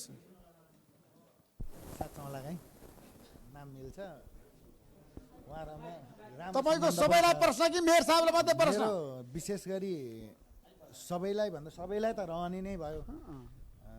मेरो आधारभूत विषयहरू छन्। हिजो निर्वाचनको बेलामा हामीले त जितेकालाई नै केन्द्रित गरेर प्रश्न राख्ने कुरा भयो, किनकि उहाँले निर्वाचनको बेलामा आधारभूत रूपले जनताका समस्या भनेका स्वास्थ्य, शिक्षा, रोजगार कति परिपूर्ति भए, अनि खानेपानीको विषयमा एक घर एक धारा सायद त्यो अवधारणाभित्र र दस्तावेजभित्र उहाँहरूले प्रतिबद्धता जनाउनु भएको प्रतिबद्धताभित्र त्यो छ। मैले पढे हिसाबले त्यो कति कार्यान्वयन भयो। खानेपानीकै विषयमा कुरा गर्दाखेरि डिप बोरिङका कुरा चले, एउटा खालको चाहिँ सामाजिक रूपले समाजभित्र एउटा समिति बनाउनलाई पहल चल्यो, तर अन्तिममा राजनीतिक रूपले त्यसको चाहिँ समिति बनाएर काम अलपत्र पारेर राखिएको छ। त्यो विषयमा के हो? अर्को विषय भनेको बाटोको विषय। तपाईँको 5 वर्षदेखि टेन्डर भएर बसेका बाटोहरूलाई व्यवस्थित गरेर कार्य सम्पन्न गराउनको निम्ति तदारुकता खोइ, जस्तै कि आकाशधारा चुनीखेल हुँदै बुढानीलकण्ठ जोडिने सडक अहिले पनि जाँदाखेरि हिँड्न नसकिने स्थिति। दिउँसो 11-12 बजेदेखि चाहिँ 4-5 अथवा बिहान 8 बजेदेखि 5 बजेसम्मको अवस्थामा त्यहाँ हिँड्न सक्ने स्थिति छैन। त्यो किन काम भइराखेको छैन? नगरपालिकाले त्यो तदारुकता किन देखाउन सक्दैन? आफूले जिम्मेवारी लिएपछि जनताले सुम्पिएको जिम्मेवारी पुरा गर्न सक्दैन। तपाईँले यो कुरा छ नि, विगतमा पनि त तपाईँले आएर सुझाव दिनु पर्थ्यो त मेयर साहबलाई। तपाईँले मेयर साहबसँग अन्तर्क्रिया गर्नु पर्छ नि। पटक भनेको छु। अहिले तपाईँ पहिला आउनु भएको थियो, मेयरसँग तपाईँको अन्तर्क्रिया भएको थियो विषयमा। मैले यही तलका बाटाहरूको विषयमा पनि टेन्डर भएर टेन्डर सकिन अब 7 दिन बाँकी छ, काम भएको छ 25%। मैले उहाँलाई भनेको छु ढलभित्र मान्छे छिरेर मऱ्यो भने के गर्ने हो? तदारुकता देखाउनु पर्यो भन्दा ठेकदार फर्केर आउँदैन, फोन गर्दा फोन उठाउँदैन। सहरी विकासको हालत त्यस्तै छ। उहाँहरू इन्जिनियरहरू पुरा भ्रष्ट। त्यहाँ ग्राभेल हाल्दाखेरि ग्राभेलको विषयमा चेक गर्न नगरपालिकाबाट इन्जिनियर जाँदा भएन भन्नुभएको छ, उहाँबाट आएको इन्जिनियरले भएन, 1 घन्टा पछाडि त्यही चिज हुन्छ फेरि। अरू केही छ तपाईँको? अरू केही छ? मैले अर्को पनि फेरि भूक्षयको विषयमा चुनीखेलमा चाहिँ यो प्लानिङको नाममा भन्दा पनि बालुवा प्रशोधनको लागि चाहिँ भूक्षय एकदम व्यापक रूपले त्यहाँ बढेको छ। त्यसले भोलि हाम्रो बुढानीलकण्ठ नगरपालिकाको चाहिँ मुहार बिगार्ने प्रबल सम्भावना छ। त्यसको लागि हरेक पटक मिडियाबाजी पनि भएको छ। हाम्रो खपन अनलाइनले भनौँ, बुढानीलकण्ठ सबै अनलाइनहरूले पनि भन्दाखेरि यसको रोक्ने काम भएन। यो किन आफ्ना कार्यकर्ता पाल्नलाई थियो कि यो नगरपालिकालाई समृद्ध र सुनौलो बनाउनलाई मेयर साहबले चाहिँ खन्न दिइराख्नु भएको छ। त्यो बेठिक छ कि ठिक छ? उहाँ श्यामदाईले उठाएको विषयमा जुन प्लानिङका विषयमा मापदण्ड बनाएर एउटा खालको चाहिँ करको दायरामा ल्याउनु पर्ने, यो चाहिँ अलपत्र छोड्यो। यसको चाहिँ किन नीतिगत रूपमा चाहिँ निर्णय हुन सकेन नगरपालिकाबाट र त्यसलाई अनुगमन गर्दै त्यसलाई नियमन गर्न सकिएन भन्ने चाहिँ मेरो प्रश्न मेयर साहबलाई। हस्त, धन्यवाद। अब मेयर साहब प्रश्न उत्तर दिनुहोस्। यो हजारौँ प्रश्नहरू उठ्न सक्छन्। यहाँ हामीले किन 133 किलोमिटर त सडकहरू पक्की बनाएछौँ, ढल हालेछौँ, ग्राभेल हालेछौँ, रान गरेछौँ। त्यसकारण 3 दर्जनभन्दा बढी पार्कहरू निर्माण भएको छ। खानेपानीको त झन्डै भन्यो भने 2 अरबभन्दा बढीको खानेपानी संरचना निर्माण भएको छ। 3000-4000 भन्दा बढी धाराहरू जडान भएका छन्। स्कुलका बिल्डिङहरू कमसेकम 3 दर्जनभन्दा बढी बनेका छन्। धारामा पानी चाहिँ आएको छ मेयर साहब? धारा सुन्नुहोस् न, धारा त बने पानी आएको छ। धाराहरू जहाँ बनेका छन्, अब सिजन ड्राई सिजनको बेलामा स्वभावतः पानी कम हुन्छन्, पानीको आपूर्ति कम छ। त्यसकारण हामीले हरेकहरू समस्याहरू हुन सक्छ। हरेकको घर दैलोमा, छेउमा, टोलमा, चोकमा समस्याहरू चित्त नबुझेका हुन्छन्। 2 लाख मान्छे बस्ने ठाउँमा, 4 लाख मान्छे मोबिलिटी भएको ठाउँमा हजारौँ प्रश्न हुन सक्छन्। ती प्रश्नहरू सबै एकै दिन जवाफ दिएर दिन सकिँदैन। हरेकको जिज्ञासाको बारेमा यो नगरपालिका जवाफदेही हुनुपर्छ र म पनि व्यक्तिगत रूपमा म जवाफदेही छु। तर अब तपाईँहरूले उठाएको 3 तहको सरकारको समन्वय, सहकार्य, सहअस्तित्वबाट चल्नुपर्छ हाम्रो काम। रिसोर्स पनि तिनै तहको सरकारले गरेको छ, टेन्डर पनि प्रदेशले गरेको छ, केन्द्रले गरेको छ। नगरपालिका त्यसको 100औं पटक केन्द्रले एउटा बाटो बनाउन पैसा दियो भने हाम्रा चाहिँ 100औं झमेलाहरू समाधान गर्दै 100औं ठाउँमा विवाद गर्दै त्यो बाटो कम्प्लिट गर्नुपर्ने जरुरी छ। त्यसकारण 100औं हजारौं समस्याहरू छन्। त्यो समस्या के 7 वर्षमा चाहिँ नगरपालिका स्थापना हुँदा सबै कायापलट हुन सक्छ? सम्भव छ? त्यसकारण साथीहरूलाई म के भन्न चाहन्छु भने समस्या उठाउने होइन, समाधान के छ समाधान दिनु। होइन, समस्या छ, अब समाधान तपाईँ गर्न सक्नुहुन्छ त? समाधान गर्ने निरन्तर जारी छ, निरन्तर जारी छ। हामीले धेरै धेरै समस्याहरू समाधान गर्दैछौँ। समस्या समाधान गर्दै गर्दै जाने हो। समस्या समाधान गर्ने विधिहरू प्रक्रियाहरू सल्लाह हुन सक्छ, फरक फरक हुन सक्छ, अरूको राय सुझाव हुन सक्छ। नगरपालिकाले सबैको राय सुझाव लिएर जानुपर्छ। अब 2 वर्षलाई लागेको ठेक्का 5 वर्षमा 6 वर्षमा पुरा हुँदैन। अघि ठेकदारको विरुद्धमा कुरा गर्यो भने ठेकदारले काम गर्दैन, अधुरो बनाउँछ। ठेकदारलाई तपाईँले कारबाही गर्नु पर्यो त मेयर साहब। होइन, मैले केन्द्रीय सरकारले ठेकदारहरूले त तपाईँलाई कमिसन दिन्छन् क्या नेताहरूलाई, त्यसैले काम हुँदैन क्या। त्यसकारण केन्द्रीय सरकारले लगाएको ठेक्का र प्रदेश सरकारले लगाएको ठेक्का हाम्रै पहल कदममा ठेक्का लगाउँछ। ठेकदार आउँछ, ठेकदारले काम गर्दैन, उसको चाहिँ प्ले कार्ड उसलाई विरोध गर्ने, नाराबाजी गर्ने, तालाबन्दी गर्ने। सडक विभाग गरेर तालाबन्दी गर्नुभयो साथीहरूले, प्राधिकरण गरेर तालाबन्दी गर्नुभयो। अहिले पनि कपन डोबान क्षेत्रमा काम गरिरहेको ठेकदारले काम गरिरहेको छैन। त्यहाँ साथीहरू दिनका दिन जानु भएको छ। रामकुमारी झाँक्री मन्त्रीज्यूलाई नै अगाडि घेर्दा पनि उहाँले चाहिँ त्यहाँबाट स्केप हुनु पर्यो, किनभने तत्काल छिटो छरितो समस्या समाधान गर्न जटिलताहरू छन्। हाम्रो देशको काम गर्ने क्षमता, काम गर्ने प्रवृत्ति चाहिँ एकदम कमजोर छ। त्यसकारण पनि हामी धेरै कुराहरू दुःख छ, समस्या छ, यो नगरपालिकाले भोगिरहेको छ। त्यसकारण भनाइ र गराइ चाहिँ धेरै फरक हुँदो रहेछ। मैले महसुस गरेको 5 वर्ष चलाएर, म पहिला गाविस अध्यक्ष पनि हो, 40 वर्षदेखि यही सामाजिक काममा लागिरहेको छु। मेरो ठुलो लगानी गरेका छौँ हामीले। पार्टीको कार्यकर्ता भएर यो पार्टीले पनि हरेक पार्टीको आफ्नो आफ्नो क्षेत्रबाट लगानी गर्नुभएको छ। त्यसकारण यो नगरपालिकाको समस्या समाधान गर्न मेयर साहब तपाईँले कार्यकर्तालाई मात्रै काम दिनु पर्यो क्या, रोजगारी दिनु पर्यो, दिनु भएन रे। जनताको समस्या निराधार असत्य भोलि त्यो दलका साथीहरूलाई म आउने चुनौती दिन्छु। आएर यहाँ चलाउनको लागि पनि अनुरोध गर्छु। जनतामा हामी जाँदैछौँ, कार्यकर्ता हुन्छ कि विधि प्रक्रिया जान्छ। यत्रो 300 जना कर्मचारी छ, यहाँ हाकिम छ, यहाँ दुनियाँले हेरिरहेको छ, विधि प्रक्रिया छ। एउटा पनि मान्छेलाई मेरो तर्फबाट हाम्रो तर्फबाट ठेक्का भएर दिन सक्दैनौँ। उपभोक्ता समितिहरू यही हुनुहुन्छ, विभिन्न दलका कार्यकर्ताहरू। तपाईँले काम दिँदाखेरि कार्यकर्तालाई कति दिनुहुन्छ? एउटा पनि दिँदैनौँ, कुनै कमिसन लिँदैनौँ। कमिसनमा क, जग्गामा ज, कुनै पनि काम गर्दैन यो नगरपालिकामा बस्ने जनप्रतिनिधिले। यो नगरपालिकाको प्रमुख हाम्रा हरेक व्यापारी, ठेकदार, दलाल हुने जनप्रतिनिधिहरू र राजनीतिक कार्यकर्तालाई त यो त म अहिले पनि भन्छु, त्यस्ता मान्छेहरू चुनाव नलड्नुहोस्, ठेकदारहरू नआउनुहोस्, जग्गा व्यापारीहरू नआउनुहोस्, अरू किसिमका काम गर्नेहरू नआउनुहोस्। त्यो सबै कुरा छोडेर म जनताको प्रतिनिधि बन्न आएको हो। त्यही भएर आउनुहोस् र प्रतिस्पर्धा गरौँ र भोलि चाहिँ भनाइ र गराइमा कति हुन्छ तपाईँहरूले पनि अनुभव गर्नुहुनेछ। त्यसकारण यहाँ काम गर्ने साथीहरू अलिकति नेकपा एमालेको अलिक बहुमत भएको हुनाले नेकपा एमाले गर्न सकेन कि भन्ने प्रश्न उठेको छ। त्यसकारण अरू पार्टीका साथीहरू पनि सबै आउँ, सबै मिलेर चुनाव जितौँ। चुनाव जित्नेहरूले नै यो गर्ने हो। हामीले पनि त्यो जनताले दिएको म्यान्डेट अनुसार गरेको कामप्रति पूर्ण रूपमा जवाबदेही छौँ, जिम्मेवारी छौँ। त्यसकारण कमी कमजोरीहरू हुनसक्छ, भनेको जति गर्न नसकेको नि पक्का हो, एकैचोटि नसक्ने कुरा नि पक्का हो, एकैचोटि समाधान नहुने कुरा पनि पक्का हो। त्यसकारण आगामी दिन यसलाई अझ सुदृढ बनाएर नगरपालिकाले आफ्नो गति लिनेछ भन्ने कुरा पनि यहाँहरू अगाडि राख्न चाहन्छु। यहाँको प्रश्न नाम?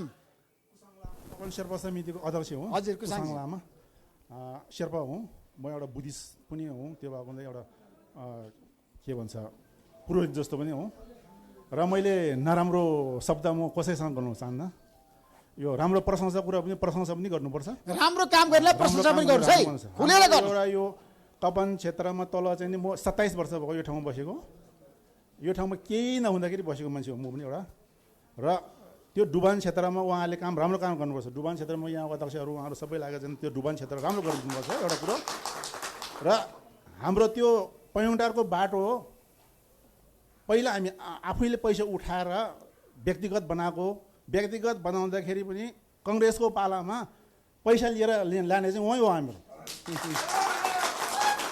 हामी आफूले पैसा उठाएर लगाएको माथि 7 लाख कि कति पैसा उठाएको थियो त्यो पैसा उँचो माथि चाहिँ छ भनेर त्यो तलबाट बनाउने बाटो चाहिँ हुँदैन माथितिर बनाउनुपर्छ भनेर माथितिर पैसा लान्थ्यो उहाँले लगेको है कुरा बनाएर सिधा गर्नुपर्छ अब कुरा आयो यहाँनिर हामी शेर्पा 75 जिल्लाको शेर्पा यहाँ छौँ यो पयोन्टर एरिया र यो कपन एरियामै छौँ र हामीले चाहिँ नि सहयोग केही पनि चाहेको थिएन हामीलाई चाहेको थियो एउटा सम्बोटा लिपिको एउटा चाहिँ नि शिक्षक एकजनाको लागि र हामीले सांस्कृतिक कार्यक्रमहरू यताउता गर्छौँ र त्यसलाई चाहिँ हामीले अलिअलि बजेट दिनुहोस् भनेर दिएको छ तर हामीले चाहिँ 25,000 देखि लिएर अहिले 2 लाखसम्म पुगेको छ 2 लाख दिइरहेको छ यसपालि 2 लाख दिनुभयो त्यसको लागि मेयर साहबको प्रशंसा गर्नुभयो प्रश्न चाहिँ के छ भन्नु सक्छ तपाईँ प्रश्न चाहिँ अब हुनेमा चाहिँ हामी शेर्पालाई चाहिँ हामी टुरिज्म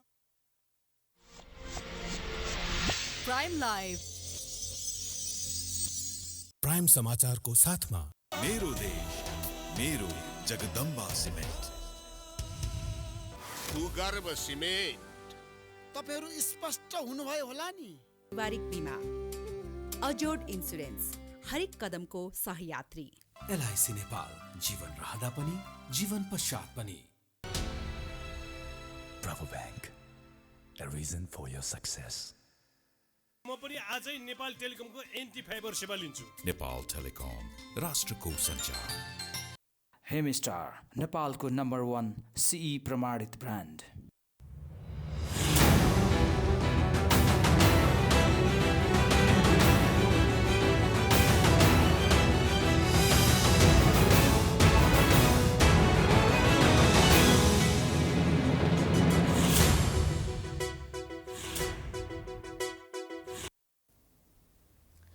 नमस्कार प्राइम समाचारमा स्वागत छ म एलिना केसी सुरु गरौँ अहिलेसम्मका प्रमुख समाचारबाट 5 दलीय सत्ता गठबन्धनको बैठक बालुवाटारमा जारी महानगर र उपमहानगर सहित चुनावी तालमेलको सहमति सार्वजनिक गर्ने तयारी गठबन्धन टुटाउन षड्यन्त्र भइरहेको प्रधानमन्त्री देउवाको दावी एउटै पार्टीको बहुमत आउने सम्भावना नभएकाले गठबन्धन कायम राख्ने जिकिर स्थानीय तहका सबै पदाधिकारीको म्याद जेठ 5 गते सकिने मदिराको बिक्री वितरणमा रोक लगाउन प्रमुख निर्वाचन आयुक्त थपलियाको प्रस्ताव निलम्बित गभर्नर अधिकारीको रिटमाथि न्यायाधीश हरिप्रसाद फुयालको एकल इजलासमा सुनवाई हुँदै अन्तरिम आदेश पाए अधिकारी काममा फर्कने र इन्टर प्रिमियर लिग आइपिएलमा कोलकातामाथि राजस्थान रोयल्सको रोमाञ्चक जित आज लखनऊ सुपर जायन्ट र बेङ्गलोर बीच खेल हुँदै यो सँगै यति बेला काठमाडौँको बुढा नीलकण्ठ नगरपालिकामा मेयर र मेयरका आकांक्षीसँग अन्तर्क्रिया कार्यक्रम भइरहेको छ अब हामी तपाईको ध्यान त्यतातर्फ केन्द्रित गराउन चाहन्छौँ अतिक्रमण भएको त्यस्तै खड्का भद्रकाली वडा नम्बर 2 का कि नम्बर 125 मा तिम्रो पनि 14 जग्गा अतिक्रमण भएको त्यस्तै खड्का भद्रकाली वडा नम्बर 5 कि नम्बर 128 मा पनि 4 पनि जग्गा चाहिँ अतिक्रमण भएको यो चाहिँ हामीले लिखित यहाँ नगरपालिकामा उपलब्ध गराएको यो एउटा चाहिँ हाम्रो चाहिँ नि यो विवरण हो त्यस्तै नगरपालिकाभित्र धेरै हजारौँ रोपनी जग्गाहरू सार्वजनिक जग्गा थिए अहिले हेर्दै अब त्यो जग्गा चाहिँ नि आनामा परिणत भइसक्यो त्यसको लागि नगरपालिकाले केही पनि गरेर भन्ने मेरो भनाइ हो मेयर साहब सरकारी जग्गा तपाईँले संरक्षण गर्न सक्नु भएन बुढा नीलकण्ठ नगरपालिकामा भएका जग्गाहरूको बारेमा म सबै 13वटा वडामा जग्गा सार्वजनिक जग्गा कहाँ के छ मलाई थाहा छ किनभने म सुरुदेखि यसको बारेमा अध्ययन गरिरहेको छु र नगरपालिका बनिसकेपछि कुनै ठाउँमा जग्गा अतिक्रमण गर्न दिएको छैन कुनै ठाउँमा छैन दावा साथ भन्छु म नेताहरूले गरेका छैनन् कुनै पनि ठाउँमा नगरपालिकाको जग्गा अतिक्रमण भएको छैन केही ठाउँमा म भन्छु केही सार्वजनिक ठाउँहरूमा केही मान्छे घरबास नहुनेहरू हाम्रै यहाँका मान्छेहरूले चाहिँ पैसा लिएर रातारात हाम्रै गर्दै पनि केही रोक्न नसकेर केही मान्छेहरू अलि पहिलादेखि बसोबास गरेका केही सुकुम्बासीको नाममा चाहिँ केही अतिक्रमण भएको छ त्यो कुरा छानबिन हुँदैछ आयोग बनेको छ यो नगरपालिकाले कुनै पनि बेला त्यो छानबिन गरेर त्यसलाई भत्काउनु पर्छ नगरपालिकाले मात्रै यो तिनै तहको सरकारको अधिकार क्षेत्र भएको हुनाले केही कुराहरू गर्न अलिकति बाँकी छ र अर्को यहाँ श्यामजीले उठाएको केही खड्का भद्राईको कुरा नगरपालिकाले कुनै सट्टापट्टा गरेको छैन नगरपालिकाको विकास र समृद्धिको प्रयोजनको अनुसार हामी अगाडि बढ्छौँ यो खड्का भद्रकालीको नगरपालिका स्थापना भन्दा अघिदेखि नै तत्कालीन अवस्थामा गाउँ विकास समितिको बेलामा तत्कालीन गाउँ विकास समिति र केही जग्गा व्यवसायीहरूले नीतिगत रूपमा व्यवस्था गरेर त्यो बेला क्षतिपूर्ति दिएर गाउँपालिकाले गरेको कुरा हो। त्यो अहिलेसम्म नै आएको छ, त्यही डेटा भएको हुनाले यो पुरानो डेटा हो। त्यसमा नगरपालिका चाहिँ हेरिरहेको छ। त्यसमा अनियमितता भएको भन्दा पनि त्यो चाहिँ केही मान्छेको इन्ट्रेस्टमा सट्टापट्टा गरियो भन्ने कुरा चाहिँ हो। त्यो राम्रै कामको लागि सट्टापट्टा भएको देखिन्छ र केही ठाउँमा, किनभने कसैको माझमा एउटा जग्गा छ, त्यहाँ पर सार्वजनिक जग्गा छ, त्यसलाई प्लट मिलान गर्ने कुराहरू गरेको देखिन्छ। यसमा नगरपालिकाले अहिले तत्काल नगरपालिका भएपछि गरेको होइन र नगरपालिकाले धेरै ठाउँमा कतिपय ठाउँ अतिक्रमण भएर भाडामा लगाएर पैसा चाहिँ नाफा कमाएर बस्नेहरू पनि छन्। हामीले कार्यान्वयनको पाटो कमजोर छ, यहाँ चाहिँ गएर भत्काउन थाल्यो भने म गएर नगरपालिका गयो भने एउटा दलको कार्यकर्ता आएर उभिन्छ, त्यहाँ अर्को एउटा उसको मान्छे नजिकको मान्छे आएर उभिन्छ, त्यसलाई कारवाही गर्ने कुरा एकदम कमजोर छ। सारा दलको चाहिँ एकीकृत योजना नभएसम्म यो चाहिँ अतिक्रमण गरेको कुरा हटाउन अलिकति गाह्रो छ। त्यसको लागि यो सार्वजनिक जग्गा संरक्षण हामी कार्यविधि बनाएका छौँ। त्यहाँ सबै दलका मानिसहरू पनि हुनुहुन्छ, अभियन्ताहरू पनि हुनुहुन्छ र अहिले कोरोनाको कारणले हामीले केही एक्सनमा जान सकेनौँ। आगामी दिनमा त्यसलाई निरन्तर जारी राख्नुपर्छ। सार्वजनिक जग्गाको संरक्षण सबैको दायित्व हो। कुनै पनि बेला प्रश्न उठाउन सक्नुहुन्छ। मेयर साहबले प्रश्नको उत्तर दिइरहनु भएको छ। म अब जनतातिर जान चाहन्छु र हाम्रो अग्रज महिला नेत्रीहरू पनि यहाँ हुनुहुन्छ। महिलाहरूको प्रश्न आएन क्या, महिलाहरू बोल्नु पर्यो। खोइ महिलाहरू मञ्चमा पनि महिला भएन, अगाडि पनि महिलाहरू धेरै हुन्छ, कसैले प्रश्न सोध्नुहुन्न। मेयर साहबलाई सोध्नुहोस्। म हेमा अधिकारी, मैले चाहिँ यो बुढा नीलकण्ठ नगरपालिकामा शिव स्वरोजगार भन्ने एउटा समिति बनाएको थियो सुरुमा, र त्यो समितिमा बसेर 13वटा वडामाका महिलाहरूलाई चाहिँ हामीले सिप सिकाउने, सिप विकास गर्ने र महिलाहरूलाई चाहिँ हामी शिक्षित बनाउने, आत्मनिर्भर बनाउने भन्ने एउटा योजना ल्याएको थियो। त्यो योजना कहाँ गयो? त्यो योजनालाई ओडामा नलगिकन नगरबाटै हामीले सञ्चालन गर्ने भन्ने एउटा समिति बनाइएको थियो।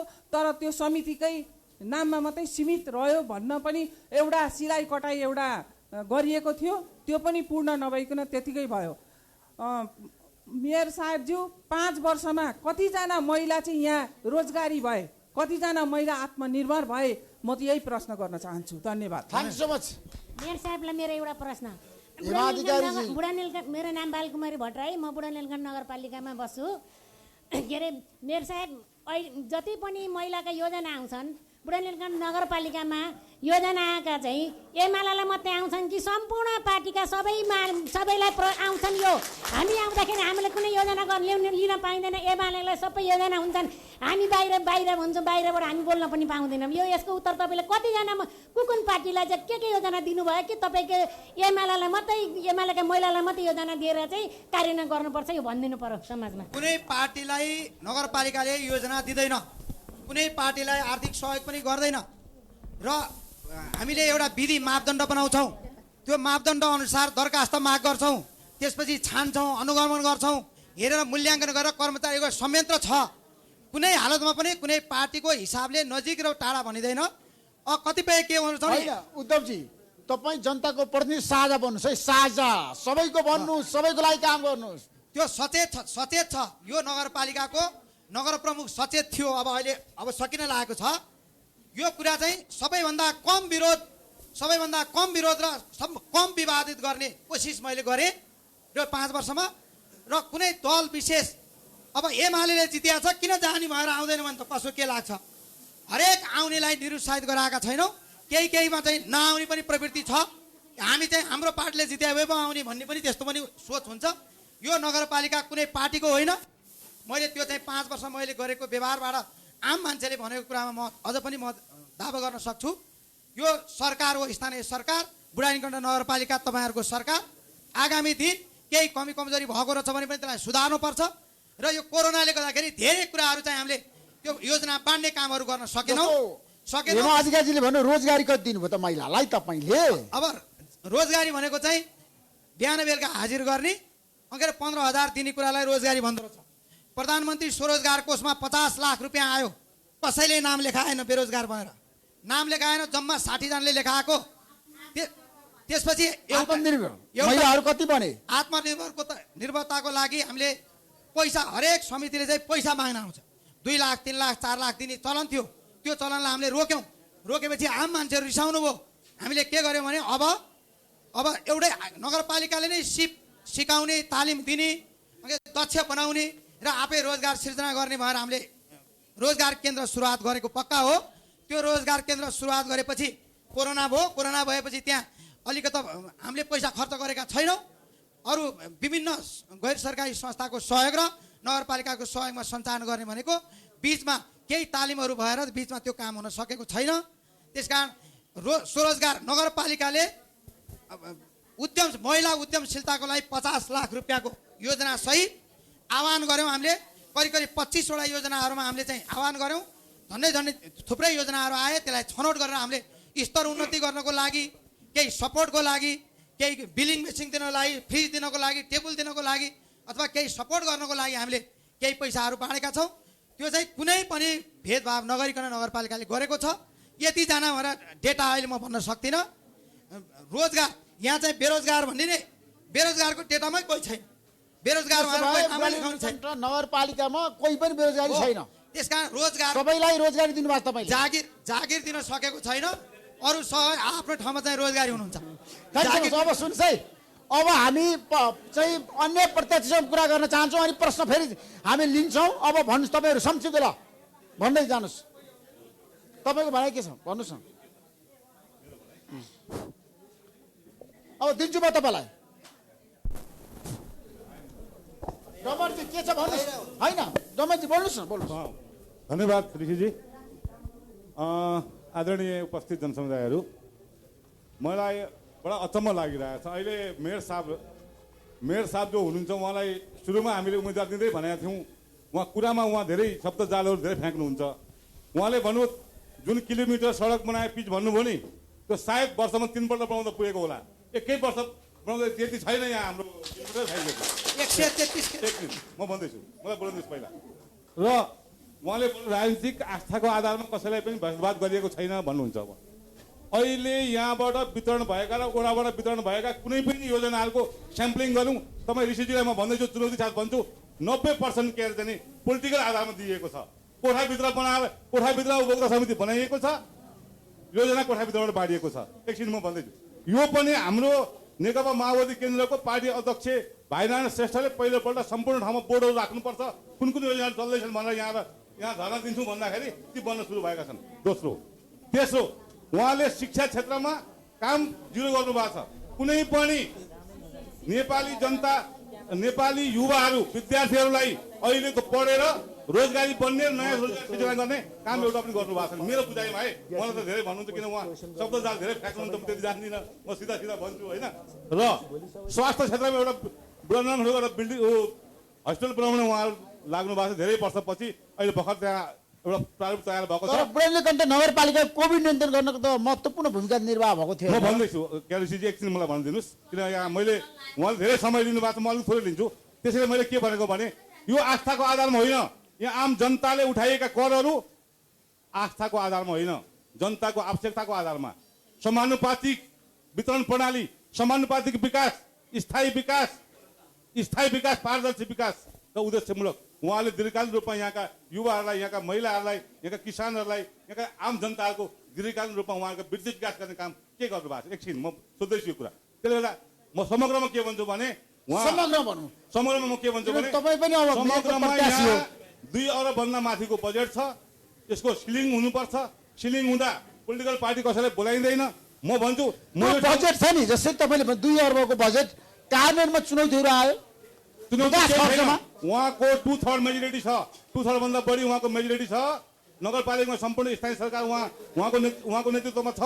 कहीँ पनि कतै कुनै ठाउँमा पनि अवरोध छैन विकासको लागि। तर विकास गर्ने इच्छा शक्ति छैन, नयाँ मोडल छैन, पुरानै मोडल प्रधानमन्त्री शैली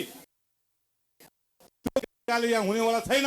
अबको संहिताको स्थानीय तह भनेको स्थानीय सरकार हो। यसले समग्र राजनीतिक आस्थाको आधारमा होइन, जनताको आवश्यकताको आधारमा यहाँ विकास हुनुपर्छ। यहाँ कर्मचारी परिचालित हुनुपर्छ। यहाँका समग्र हाम्रो नगरको ओभरहेड जो छ त्यसलाई अस्तव्यस्त बनाइएको छ। जनताको करलाई टुक्रे भुरे योजनाविहीन ढङ्गले खर्च गरिएको छ। यो समग्रमा म के भन्छु भने, अहिले हाम्रो नगरपालिका विकासको लागि अन्य दृष्टिकोणले सबै दृष्टिकोणले असफल हो। Thank you so much Amarji. अब जान चाहन्छु हाम्रो धन्यवाद। समाजवादीका नेता म धेरै गाली गर्दिनँ, म धेरै गाली गर्न चाहन्न। म अघि नै भने कि मेरो साहब यहाँ हुनुहुन्छ, जति विकास गर्नुपर्ने हो, जति सोच साधन हामीसँग थियो, जति कुरा हामीसँग भएका के अरे चाहिँ संविधानहरू थिए, जति व्यक्तिहरू हुनुहुन्थ्यो त्यो ढङ्गले मैले काम गर्नु सक्नु भएन। म फेरि भन्दिनँ यो तालले नगरपालिका सफल मेयर चाहिँ होइन उद्धवजी, सफल मेयर होइन, सफल मेयरमा होइन। अरू कुरा मेरो साथी हुनुहुन्छ, जस्तो विभिन्न कुराहरू छन्। सामान्य कुरा तपाईँ अघि मैले सिँचाइको कुरा उठाउनु भयो, स्वास्थ्यको कुरा उठाउनु भयो, साथीहरूले सुशासनको कुरा उठाउनु भएको छ।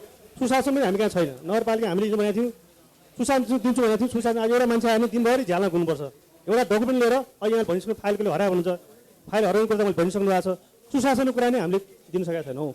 तर फेरि पनि मैले भने कि यहाँ तपाईँको चाहिँ म सबै गाली गर्न नचाहेको हुनाले यहाँ उहाँले डेटा दिनुभयो सडकको डेटा मेरो साथ तपाईँले डेटा चाहिँ फेरि चेक गर्नु मिल्दैन कि चाहिँ पहिला तपाईँ आउनुभन्दा अगाडि सडकै बनाएको थिएन भन्ने हुन्छ। यदि बनेको थियो भने चाहिँ त्यति सडक पिच हुँदैन। त्यस कारणले विकासको हामीसँग पैसा पर्याप्त छ। अझै पनि मलाई लाग्छ हामीसँग 1 अरबभन्दा बढी चाहिँ अहिले ल्याउनु भएको छ उहाँले। हाम्रो खर्च गर्न सक्ने पैसा छ हामीसँग। तर हाम्रो योजनाहरू आज तपाईँ हेर्नुहोस्, सुवर्णसरी क्रिकेटको मैदान त्यो त्यत्तिकै छ, ह्यान्डबलको मैदान भर्खरै हामीले सुरु गर्न लागेका छौँ।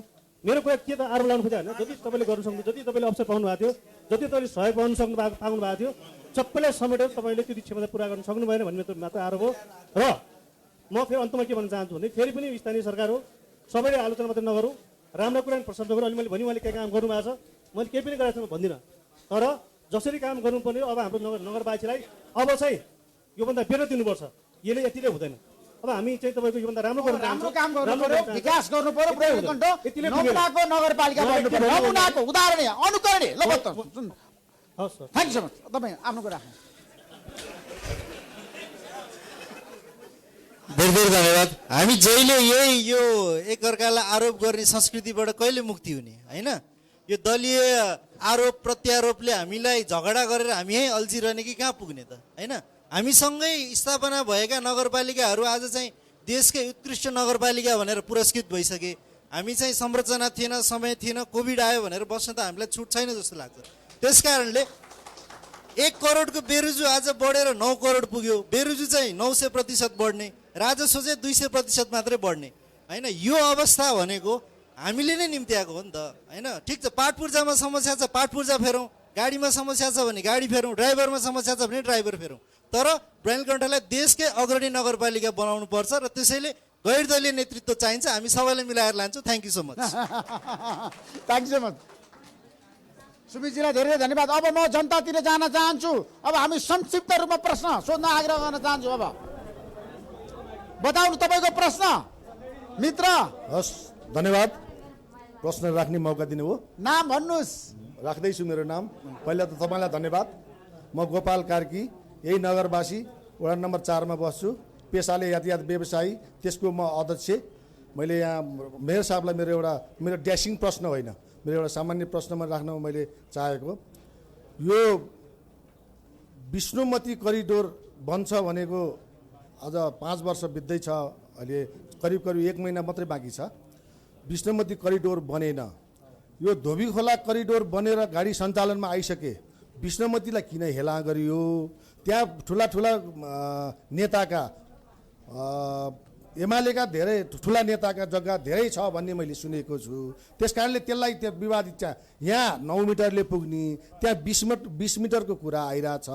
मेरो प्रश्न के हो भन्दाखेरि त्यो बाटो कहिले तयार होला र म अध्यक्षको हैसियतले त्यो बाटोमा मेरो गाडी गुड्ला भन्ने मेरो यो प्रश्न हो यहाँलाई। धन्यवाद। गोपालजीलाई धेरै धेरै धन्यवाद। Thank you so much Gopal Karkiji, एकदम गम्भीर प्रश्न उठान गर्नुभयो। भन्नुहोस् मेयर साहब, तपाईँले किन त्यहाँ चाहिँ सञ्चालन गर्नु भएन विष्णुमती करिडोर? बुढानीलकण्ठ नगरपालिकामा रुद्रमती र विष्णुमती मुख्य नदीहरू हुन्। धोबी खोला रुद्रमती करिडोर करिब धेरै जसो भाग बनेको छ, बाँकी छ। विष्णुमती करिडोर त्यसको चाहिँ दुवैतिर किनारामा 20 मिटर राख्नुपर्छ भने नेपाल सरकारको मापदण्ड हो। त्यो करिडोर बनाउनको लागि अरबौँ पैसा चाहिन्छ।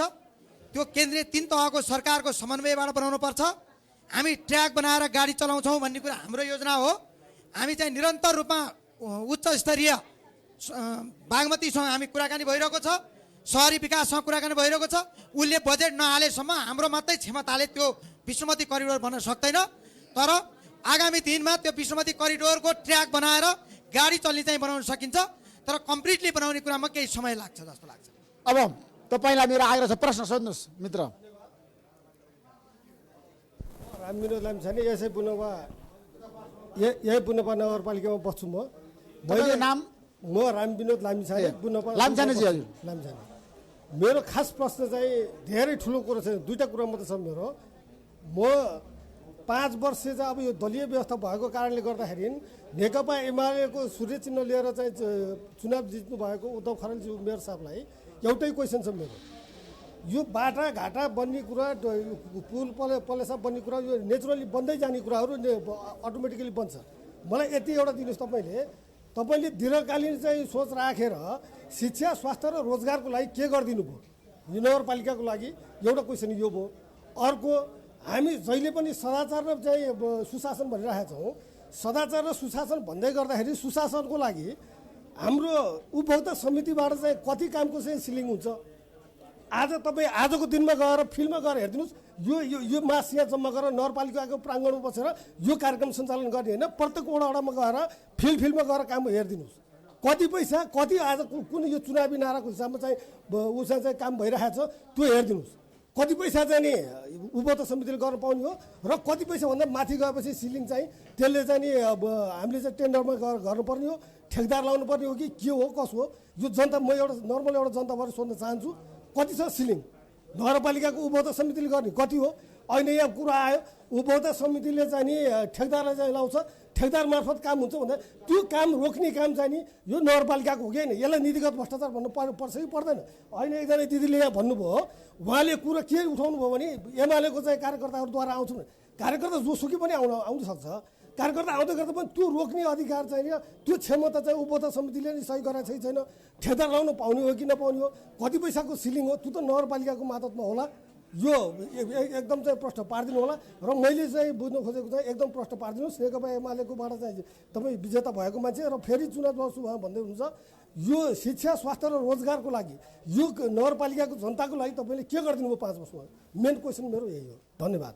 Thank you so much Lamichhaneji, thank you so much. अब उद्धव खरेल, यो शिक्षा, स्वास्थ्य, रोजगारको कुरा चाहिँ रातारात तुरुन्तै भइहाल्ने कुरा चाहिँ तर जग त बसाउनु पर्यो नि मेयर साहब। शिक्षामा सुन्नु, कति वर्षभित्र के गर्ने भने गुरुजना चाहिएन शिक्षा स्वास्थ्यमा? शिक्षा भनेको के हो आम मान्छेलाई सोध्न सक्छु, आम नेताजीहरूलाई सोध्छु, यहाँका चाहिँ अगुवा भोलि उम्मेदवार बन्नेहरू यहाँका नेतासँग बसेर छलफल गर्न तयार छु। शिक्षा भनेको के हो? शिक्षा सर्वसुलभ र जीवनोपयोगी हुनुपर्छ, व्यवहारमुखी हुनुपर्छ।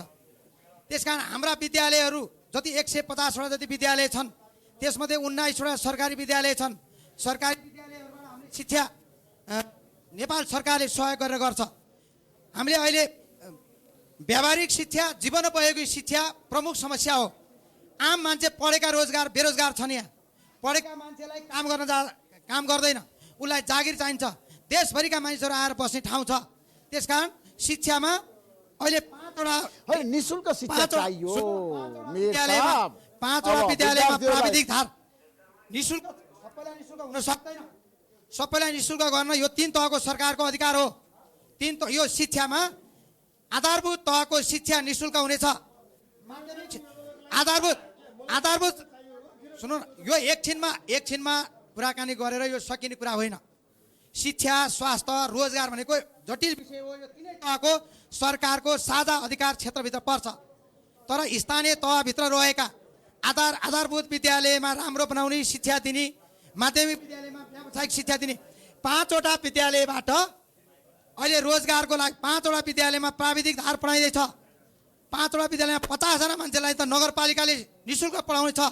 तपाईँका छोराछोरीहरू त्यहाँ पढ्न जान्छन् भने अहिले पनि त्यहाँ चाहिँ 9, 10, 11, 12 त्यो 4 वर्षको लागि यहाँ प्राविधिक शिक्षा, civil engineering, diploma engineering, electricity, computer पढाउने काम जारी भएको छ।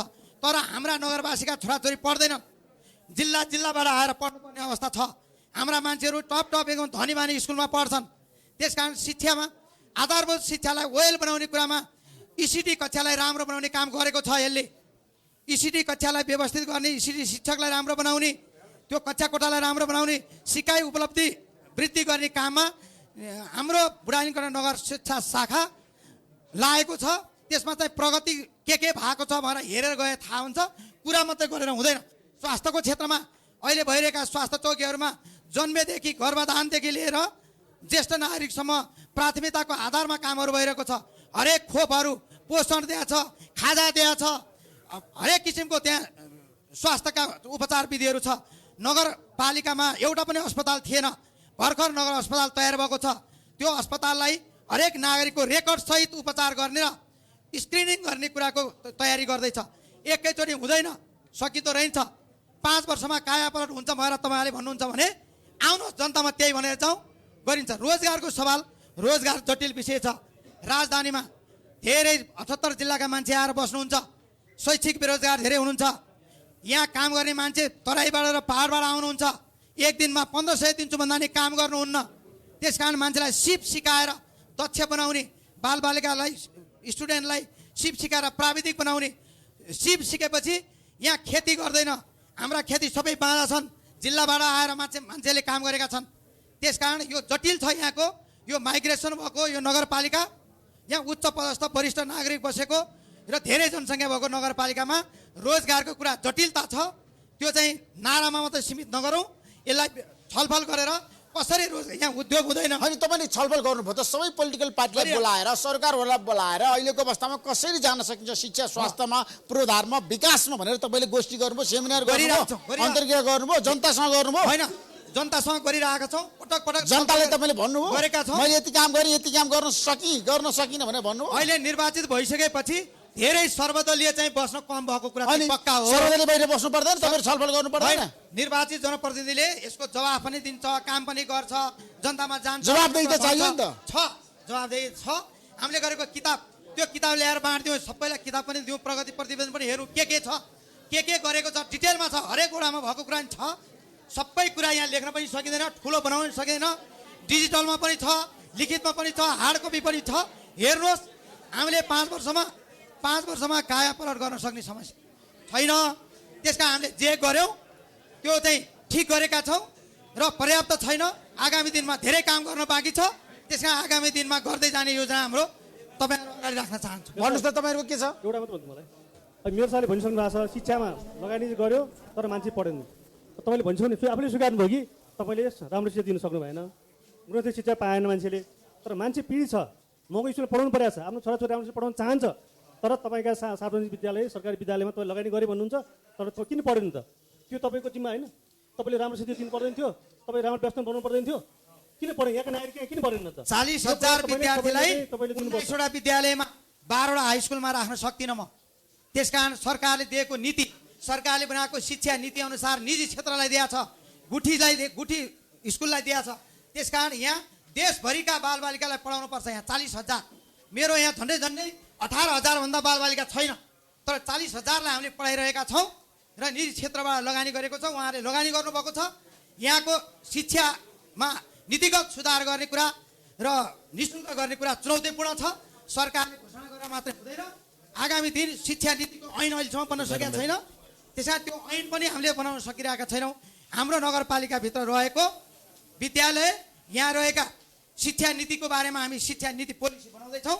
आगामी दिन त्यो पोलिसी अनुसार हामीले चाहिँ हाम्रा नगरवासीलाई कसरी सहयोग गर्ने त्यो नीति अगाडि आउनेछ। ठ्याक्कै भन्नुहोस्। अब हामी समारीमा छौँ या भन्ने निष्कर्ष पुग्न चाहन्छौँ। शिक्षामा समस्या छ भन्ने भयो, तर स्थानीय अभिभावक किन चाहिँ सार्वजनिक विद्यालयमा आकर्षित छैनन् त? त्यहाँ हो नि त सुरु कुरो होइन। हाम्रो अहिले शिक्षाको समस्या स्कुलमा होइन, शिक्षकको तलब सही समयमा गइरहेको छैन होइन। शिक्षकको तलब चाहिँ सही समयमा पठाउन सक्नु पऱ्यो नि त पहिला होइन। सो स्वास्थ्य चौकीमा किन मान्छे गइरहेको छैन?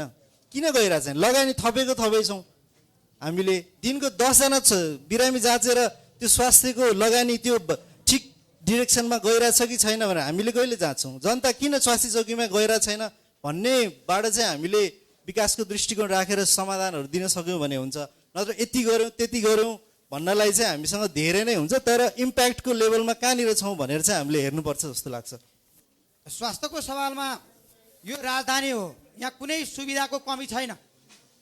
अगर त्यसपछि यहाँका मान्छेको आर्थिक अवस्था जो राम्रो हुनुहुन्छ, राम्रो हस्पिटल, राम्रो स्वास्थ्य केन्द्रमा जानुहुन्छ, जो राम्रो भन्दा पनि राम्रोमा आयो भने चाहिँ राम्रो लेभलमा जो चाहिँ अलिकति विपन्न लेभलमा हुनुहुन्छ, जो कमजोर हुनुहुन्छ, जो चाहिँ आफ्नो सेवा लिन तयार हुन्छ, आइरहेको छ, गरिरहेको छ र देशभरिलाई गराएको एउटै संरचना स्वास्थ्य संरचना अन्तर्गत यो काठमाडौँ पनि त्यसै गरी चलेको छ। जुम्लामा पनि त्यही स्वास्थ्य चौकी, बुढानीकण्ठमा पनि त्यही स्वास्थ्य चौकी। हेर्ने हो भने स्वास्थ्यमा पुनर्संरचना गर्नु जरुरी छ। हामीले त्यही अनुसार नगर अस्पताल निर्माण गर्दैछौँ। त्यो गरिसकेपछि केही स्वास्थ्य चौकीलाई गाभेर हामी अलिकति व्यवस्थित रूपमा स्वास्थ्य केन्द्रको रूपमा विकास अब हामी जनतातिर जान चाहन्छु, संक्षिप्तमा भन्नुहोस् है। अब तपाईँहरूसँग के प्रश्न छ?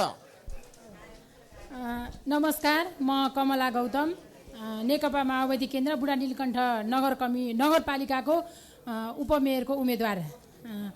मैले यहाँ मेयर साहबले अब भन्नुभयो होइन, अब त्यसपछि मेरो यहाँहरूलाई प्रश्न के छ भने यहाँ धेरै कुराहरू उठिसकेको छ। जसरी यो 5 वर्षको बिचमा नगरपालिकाले धेरै वर्षौँपछि एउटा स्थानीय सरकार पायो। स्थानीय सरकार भइसके पछाडि उहाँहरूले जस्तो चाहिँ जनताको बिचमा गएर चाहिँ एउटा चाहिँ कतिसम्म चाहिँ हिजो निर्वाचनको बेला उहाँहरूले चाहिँ एउटा चाहिँ के आश्वासन दिनुभएको थियो त जनतालाई होइन, उहाँहरूले कुन एजेन्डा लिएर जनतालाई चाहिँ जनताकोमा जानुभएको थियो, त्यो एजेन्डा अनुसार काम भयो कि भएन?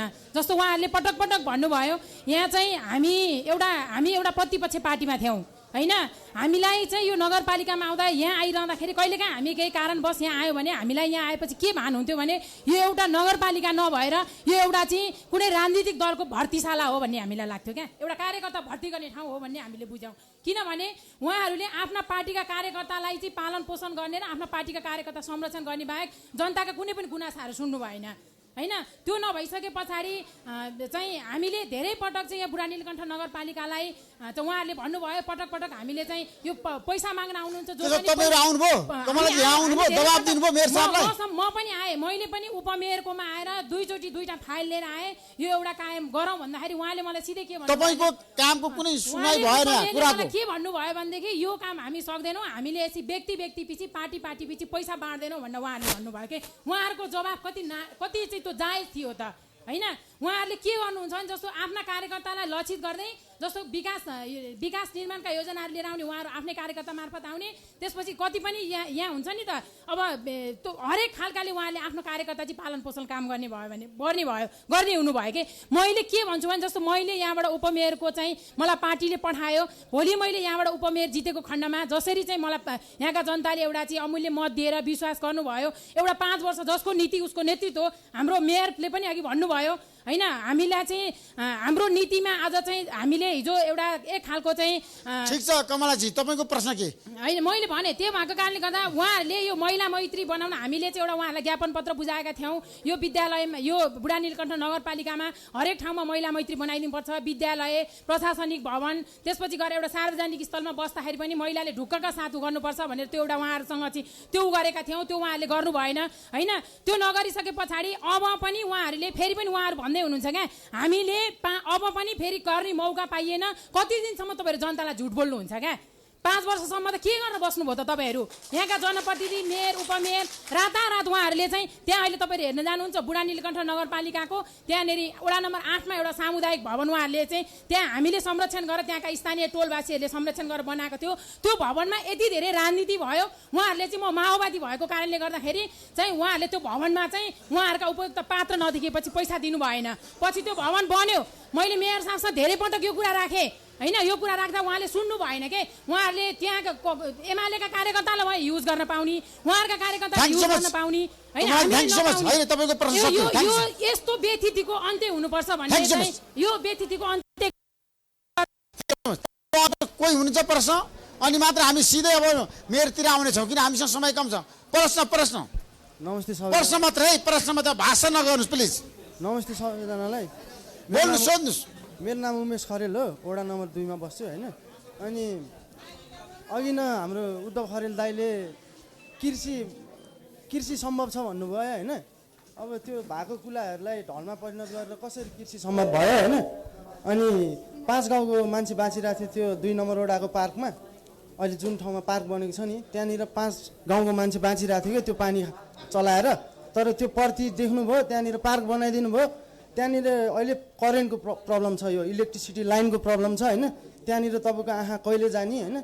अनि यो कृषि सम्भव छ भन्नुभएको छ, भएको कुलाहरू सब पुर्देर ढल बनाइदिइसक्नुभयो, कसरी सम्भव छ? अर्को प्रश्न के छ ठ्याक्कै भन्नुहोस्, त्यसपछि लेख्नुहोस् है मेयर साहब, लेख्नुहोस्, किनभने अब एकदम सबै प्रश्न लिइसकेपछि मात्र उत्तर दिनुहोस्। अब एकदम तपाईँलाई पनि आउँछ, जनताले गर्छन्। अब तपाईँ मेयर भनेर आउनुहोस्, आउँछ फेरि अर्को तालिक। मेयर साहब नमस्कार, म कृष्ण कुमार रायमाझी बुढालिङगण्ठा नगरपालिका वार्ड नम्बर 8 यही नगरपालिकाकै छत्रछायामा छु, अलिक तलतिर। र मेयर साहबलाई मेरो प्रश्न छ, अघि ऋषि धमलाज्यूले पनि भन्नुभयो बुढालिङगण्ठा नगरपालिकामा कोरोनाको बेला एकदमै राम्रो चाहिँ सबैलाई सुई लगाउने कार्यक्रम भयो भन्नुभयो। तर म होइन, म कृष्ण रायमाझी मै आफै 4 ठाउँमा एक दिनमा सुई लाउनका लागि प्रत्येक चाहिँ सुई केन्द्रमा के अरे यो खोप केन्द्रमा जाँदा भरे सबै केन्द्रमा पुगो भनेर बन्द गरेर ल्याएर यही नगरपालिकाको यही बिल्डिङमा मेयर साहबले कसलाई सुई लाउनु भयो यसको स्पष्टीकरण दिनु पर्यो जनतालाई। किनभने एउटा कुरा, दोस्रो कुरा, यही वडाको 8 नम्बर वडाको तल यो नयाँ झ्याल्खाफाँट सुन्दर बस्ती एरियामा आजसम्म 3टा बोरिङ गरियो। फुस्रेपाखामा एउटा बोरिङ, जगन्नाथमा एउटा बोरिङ र अर्को एउटा बोरिङ गरिँदैछ 17 करोड समथिङ कतिमा। तर बोरिङ गर्ने 17 करोड 15 करोड खर्च गर्ने, पानी नआउने, यो असफल भयो भन्ने, त्यस पछाडि फेरि बन्द गर्ने, ठाउँ सारी राख्ने। र यही क्रममा मेलाम्ची खाने पानीको हामीलाई त्यो पाइप बिछाउन पनि बन्द गर्यो। पानी त हामी जहाँसुकैको खाउँला, तर मेलाम्चीको खाने पानी पाइप पूर्ण रूपले त्यो 800 घर भनेर बन्द गरियो। बोरिङ गरेपछि 800 घरमा पानी पुग्छ भनेर, तर अब आज बोरिङ पनि छैन, मेलाम्चीको पाइप पनि बिछाउने काम छैन। त्यो भएर नगरपालिकाभित्रको मेयर साहबको छत्रछायामा बसेको यस्तो ठाउँमा पनि यस्तो चाहिँ मान्छे यस्तो चाहिँ विभेद हुन्छ भने हामीले मेयर साहबलाई विश्वास कसरी गर्ने? र यही सँगसँगै अर्को फुस्रेपाखा जहाँनिर चाहिँ अहिले लगभग 2-2.5 रोपनी जग्गामा प्लानिङ भइरहेछ, त्यो प्लानिङमा सरकारी जग्गाबाट चाहिँ बाटो खुलाइएको छ, यसको पनि स्पष्टीकरण पाउन सकिन्छ कि? र अर्को प्रश्न धेरै भएन मित्र। र यसै क्रममा अर्को त्यो जुन अघि हाम्रो चौलगाईजीले कुरा गर्नुभयो महिला सञ्जाल, एक थोपा पानी एक इँटाको पैसा दिएर त्यो महिला सञ्जाल भवन बनाएको हाम्रो यहीँ बुढालिङगण्ठा 8 का महिला समुदायले त्यो महिला सञ्जाललाई अहिले एउटा आइएनजिओलाई भाडामा दिने कार्य गरियो। यो कतिको उपयुक्त छ? महिलादेखि लिएर सम्पूर्णलाई म चाहिँ यसको बारेमा छानबिन गर्नको लागि मेयर साहबलाई हार्दिक अनुरोध गर्दछु। जय नेपाल। अर्को प्रश्न केही छ तपाईको? केही छ? म एउटा सानो प्रश्न छ। मेरो नाम लक्ष्मण घिमिरे। प्रश्न मात्रै सोध्नुहोस् है प्लिज। म बुढालिङगण्ठा नगरपालिका वडा नम्बर 8 को बासिन्दा हुँ, यही नजिकै छ। मैले मेयर साहबको धेरै कुराहरू सुने, उहाँले आफ्नो कार्यकालमा धेरै काम गरेको यहाँ प्रस्तुत गर्नुभयो। सङ्घीय सरकारले गरेका सङ्घीय सरकारको योजना अन्तर्गत भएका कामहरू पनि बुढालिङगण्ठा नगरले आफूले चाहिँ लिएको जस्तो मैले देखेँ। स्पष्ट रूपमा भन्न पर्दाखेरि यो जुन यो रुद्रमती करिडोर हो, त्यो सङ्घीय सरकारको कार्यक्रम हो, त्यो उहाँले गरेको होइन। उहाँले गरेको मैले देखेको के छ भने यो बिल्डिङ जुन यहाँ यो किताबमा जो बिल्डिङको फोटो छ, यो उहाँको कार्यकालमा भएको सबभन्दा ठुलो उपलब्धि हो। यो हामी जहाँ बसिरहेछौँ त्यो बाहेक सानातिना झिना मसिना कुरा गरेर उहाँले 5 वर्षमा जुन समय व्यतीत गर्नुभयो त्यसमा मेरो आपत्ति छ। अर्को कुरा, मैले यही तपाईँकै आँखा अगाडि जुन जगन्नाथ क्षेत्रमा जगन्नाथ मन्दिर छ, त्यसको एरियामा एउटा पार्क बनिरहेछ। त्यो पार्क बन्न लागि कति भयो हाम्रो चाहिँ मेयर साहबको आँखा परेको छैन। मलाई लाग्छ त्यो 3 वर्ष भयो, त्यो अहिलेसम्म त्यो रेखाङ्कन हुन सकेको छैन। अहिलेसम्म त्यसको एरिया कति हो भनेर छुट्याउन सक्नु भएको छैन र त्यसमा कति पैसा खर्च भएको छ भन्ने कुरो त्यहाँको स्थानीय जनतालाई केही पनि थाहा छैन। सायद हाम्रो मेयर साहबले त्यो कुरा चाहिँ कहीँ पनि त्यो कुरा अहिलेसम्म सार्वजनिक गर्नुभएको छैन। अर्को कुरा के छ भनेदेखि त्यहाँ जति यहाँ पूर्वाधारका कामहरूको कुरा चाहिँ उहाँले गर्नुभयो, त्यो पूर्वाधारका कामहरूमा सबै के छ भने यो लागत इस्टिमेट बढी देखाएर अलिकति के भने यो कार्यकर्ताहरू पस्ने काम भएको कुरा म स्पष्ट रूपमा म यहाँहरूलाई विनम्रतापूर्वक राख्न चाहन्छु। र अबका दिनमा एउटा चाहिँ स्थानीय जनताहरूलाई पनि त्यो कुरा चाहिँ यो कुन योजनामा कति खर्च भएको छ भनेर प्रष्ट एउटा बोर्ड टाँगेर हुन्न। र तपाईँले 50,000मा हुने कामलाई 5 लाखको खर्च दिनुभएको छ, त्यो कुराको चाहिँ अलिकति ख्याल राख्नुहोस्, सुशासनमा कायम गर्नुहोस्। मेयर साहब, तपाईँलाई शुभकामना छ। धेरै धेरै धन्यवाद। मेरो माइक हातमा आएको छ। ऋषि दाईलाई धेरै धेरै धन्यवाद। हामी उस्तै पेसा कर्ममा छौँ। बुढा नीलकण्ठमा दाईलाई स्वागत गर्न चाहेको थिएँ, आइहाल्नुभएको छ। चिया नै खुवाएर म स्वागत गर्न चाहेको थिएँ। हामी उस्तै पेसा कर्ममा छौँ। म चाहिँ आशिष गुरागाई, उपत्यका प्रदेश सचिव छु समाजवादी प्रेस सङ्गठन नेपालको तर्फबाट। र यहाँ चाहिँ म स्थानीय एउटा मिडिया पनि चलाइरहेको छु अहिले, रातोसूर्य.com, र पहिला चाहिँ कपन अनलाइनदेखि काठमाडौँ खबरसम्म चलाउँदै उहाँहरूको विशेष राजनीतिकको चाहिँ तपाईँले जस्तै गरी सूक्ष्म रूपमा हेर्दै आइरहेको छौँ। म केही कुराहरू चाहिँ यहाँ सोध्न चाहे पनि भन्दा पनि राख्न चाहिरहेको छु। सोध्न त अब कतिको समय बाँकी होला। मसँग एउटा मेनिफेस्टो छ। मेनिफेस्टो चाहिँ कति बेलाको थियो भनेदेखि उद्धव खरेलको पालाको एउटा चाहिँ मेनिफेस्टो छ। यसमा चाहिँ 14-15वटा बुदाहरू चाहिँ उल्लेख गरिएका छन्। म यो मेनिफेस्टो चाहिँ उहाँलाई सम्झाउन मात्र चाहिँ, यो सबै कुरा आउँदैन होला। नम्बर 1 मा उहाँले लेख्नु भएको थियो, छिटो छरितो सेवा, पारदर्शी प्रशासन, एमालेको पहिलो काम जनतालाई सुशासन भन्ने एउटा नारा राख्नु भएको थियो। त्यो कति पुरा गर्नुभयो मलाई थाहा छैन, अन्य कार्यक्रममा पनि सोध्न सकेला। दोस्रो नारा थियो नगर विकासको मुख्य आधार दिगो योजना सहितको भौतिक पूर्वाधार भन्नुभएको थियो। म भौतिक पूर्वाधारको कुरामा चाहिँ केही कुराकानी गर्न चाहन्छु। हामीलाई चाहिँ 6 कक्षादेखि चाहिँ भौतिक पूर्वाधारमा दिगो विकास भनेर पढाइन्छ केटाकेटीलाई। हाम्रो मेयर साहब चाहिँ शिक्षक पनि हुनुहुन्छ, गर्वको कुराकानी हो। 6 कक्षादेखि पढाइने दिगो विकासको कुराकानी हो। अस्ति एउटा मेयर साहबको एउटा कुराकानी चाहिँ साह्रै अहिले भाइरल पनि भइरहेको छ, मैले यहाँ सम्झाउन पनि खोजेँ। अस्ति एउटा बुढा नीलकण्ठमा सडक उद्घाटन भएको थियो। त्यो सडक उद्घाटनको कुराकानीमा चाहिँ के थियो भनेदेखि उहाँ आफैले लाइभ गर्नुभएको थियो। लाइभ गर्नु राम्रो नराम्रो भन्ने कुरामा चर्चा परिचर्चा चलिरहेको छ। तर म चाहिँ मेयर साहबलाई के सोध्न चाहन्छु भनेदेखि त्यो सडकमा चाहिँ सबभन्दा मुख्य कुरा थियो 7 वर्षदेखि सडक बनेकै थिएन। त्यो सडक तपाईँले आज जुन दिन उद्घाटन गर्नुभएको छ त्यसको यो चुनाव पछि नै त्यो सडक चाहिँ भत्किनेवाला छ। कारण के छ? एउटा चाहिँ कारण के छ भनेदेखि यहाँ चाहिँ विद्युत प्राधिकरणले चाहिँ त्यो ठाउँबाट चाहिँ विद्युतको भूमिगत तार गर्दैछ। त्यस पछाडि आजदेखि त मेलम चाहिँ आउँदैछ भनेको छ होइन, सुन्दरीजलसम्म खस्यो भनेको छ। त्यसको पानीको प्रयोग गर्न बाँकी छ। 7 वर्षसम्म चाहिँ तपाईँहरूले चाहिँ दिगो विकासको एउटा लक्ष्य मानौँ न, यसका धेरै पमा नजाउँ, एउटा लक्ष्य पनि पुरा नगरिकन किन यस्तो काम गरिराख्नु भएको छ होइन? यो चाहिँ जनताले तिरो चाहिँ किन यसरी दुरुपयोग गरिराख्नु भएको छ? यो चुनावकै लागि प्रचारको लागि हो भन्ने मेरो प्रश्न छ। म अर्को एउटा दुईटा जोड्न चाहेँ, यो समय एकदमै कम छ। मैले उहाँलाई सम्झाउन मात्र खोजेको। भौतिक विकासको कुराकानी सकिसक्यो। नगर विकासको मुख्य आधार सबै वडामा दिगो र फराकिलो सडक भन्नुभएको छ। कतिपय यस्तो ठाउँहरू पनि छन्, म यो नभनौँ 21औं शताब्दीको विकास भनेको कस्तो हुन्छ मैले त यहाँ भनिराख्नु पर्दैन, सबै विज्ञ हुनुहुन्छ, मभन्दा नि विज्ञ हुनुहुन्छ। हामी पत्रकारहरू चाहिँ आफूलाई विज्ञ सम्झिन्छौँ। हामीले पनि समाचार लेख्दाखेरि चाहिँ विज्ञकै सुझाव लेख्नुपर्छ। र आजसम्म फुटपाथ पनि नभएको सडकमा तपाईँहरूले कसरी पिच गरिराख्नु भएको छ? यो कस्तो दिगो विकास हो? हामी कस्तो दिगो विकासको परिकल्पना गरिरहेका छौँ? नगरपालिका कहाँ लाँदैछौँ? र अर्को एउटा कुरा, पेसागत भएको भएर हामीले चाहिँ केही तपाईँको कार्यक्रमलाई एकदम मुख्य 2 मिनट मात्र मैले समय लिएँ ऋषिदाईको। हामीले चाहिँ यहाँ चाहिँ सम्झी पत्रकारहरू जो हुनुहुन्छ ती साथीहरूसँग चाहिँ हामीले बुढा नीलकण्ठ एउटा समाज, पत्रकार समाज भनेर एउटा स्थापना गरेका छौँ। र हामीले चाहिँ यो उहाँको कार्यकालमा हुन नसकेको, उहाँको कार्यकालमा चाहिँ हामीले चाहिँ के अपेक्षा गरेका थियौँ, हाम्रो पेसाको आधारमा चाहिँ के अपेक्षा गरेका थियौँ भनेदेखि अब स्थानीय सरकार बन्यो। स्थानीय सरकार बनिसकेपछि चाहिँ पत्रकारहरूको हकितको लागि पनि, पत्रकारहरूको सुरक्षाको लागि पनि के व्यवस्था गरिदिनु होला। उहाँ कानुन निर्माणमा हुनुहुन्छ र केही गरिदिनु होला भन्ने आशा थियो। उहाँले नगर प्रवक्ता पनि नियुक्त गर्नुभयो, आफै पनि यो पत्रकार जस्तै गरेर धेरै कार्यक्रम गर्नुहुन्छ। हामीलाई खुसी पनि लाग्छ, त्यसमा फेरि नेगेटिभ होइन।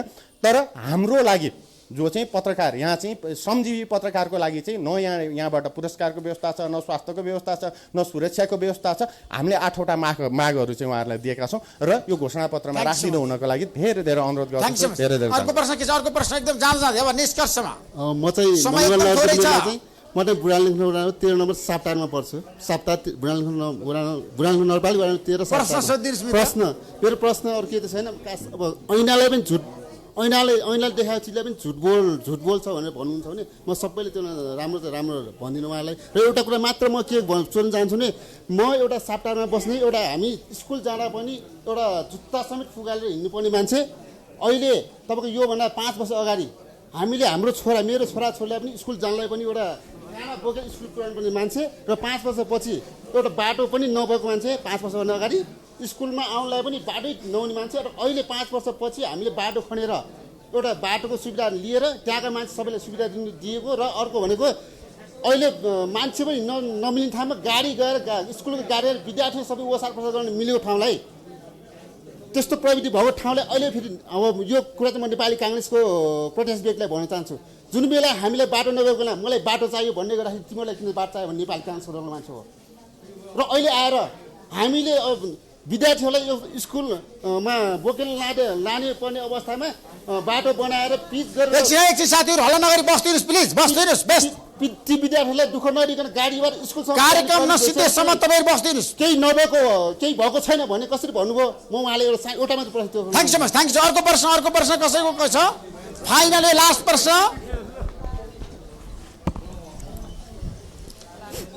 नमस्कार, मेरो नाम सञ्जिता पौडेल, म वडा नम्बर 10 मा बस्छु र पूर्व म नागरिक वडा मञ्चको संयोजक पनि भएर मैले काम गर्दाखेरिको र अहिलेको कुरा भन्नुपर्दाखेरि यो टोटलमा यो बुढानीलकण्ठ नगरपालिका सबै दलको पनि हो जस्तो मलाई हुनुपर्ने हो। तर यहाँनिर चाहिँ क्वेसन एउटै आएको होइन, मैले पनि अनुभव गरेको कुरा हो। यहाँनिर चाहिँ एमालेका साथीहरू आउँदाखेरि गर्ने व्यवहार र अरू दलका साथीहरू आउँदा गर्ने व्यवहार बिल्कुल फरक छ। हामीले मेयर साहबलाई मलाई एउटा क्वेसन छ, विकास भनेको त व्यक्तित्व विकास पनि त हुनुपर्ने होला नि त।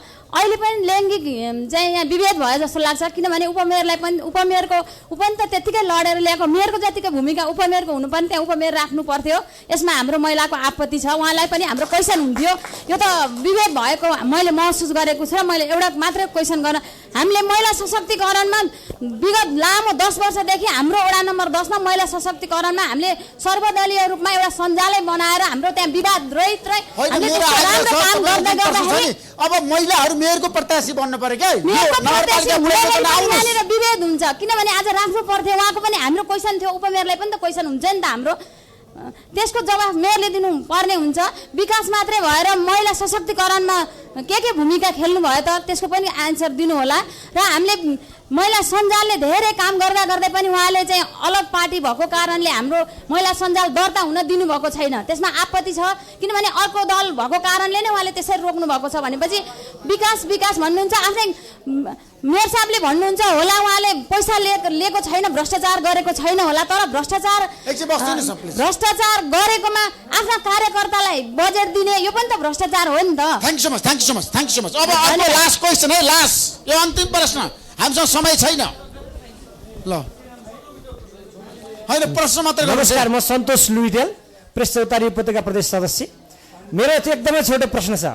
सबैजनाले मेयर साहबलाई प्रश्न गर्नुभयो, सरकारलाई प्रश्न गर्नुभयो, एकपल्ट मलाई प्रतिपक्षीहरूलाई प्रश्न गर्न मन लाग्यो।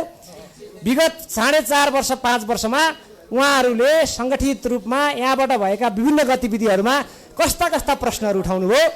प्रतिपक्षको पनि आफ्नै किसिमको एउटा धर्म होला, ऐनले व्यवस्था गरेको नियम होला। यहाँ आएर यहाँबाट गरेका काम कार्यहरूको बारेमा कस्तो किसिमको कानुन सम्मत प्रश्न उठाउनुभयो? त्यो त्यहाँबाट भएका हाम्रो कार्य सम्पादनहरूको बारेमा प्रश्न उठे कि उठेनन्? संसदीय प्र्याक्टिसमा प्रतिपक्षहरू आउनुभयो कि आउनु भएन? उहाँहरू एउटा नियमगत रूपमा प्रश्न गर्नुभयो कि गर्नु भएन? सबैभन्दा महत्त्वपूर्ण प्रश्न यो पनि छ। Thank you so much. अन्तिम प्रश्न है एकदम, तपाईँको प्रश्न भन्नुहोस्।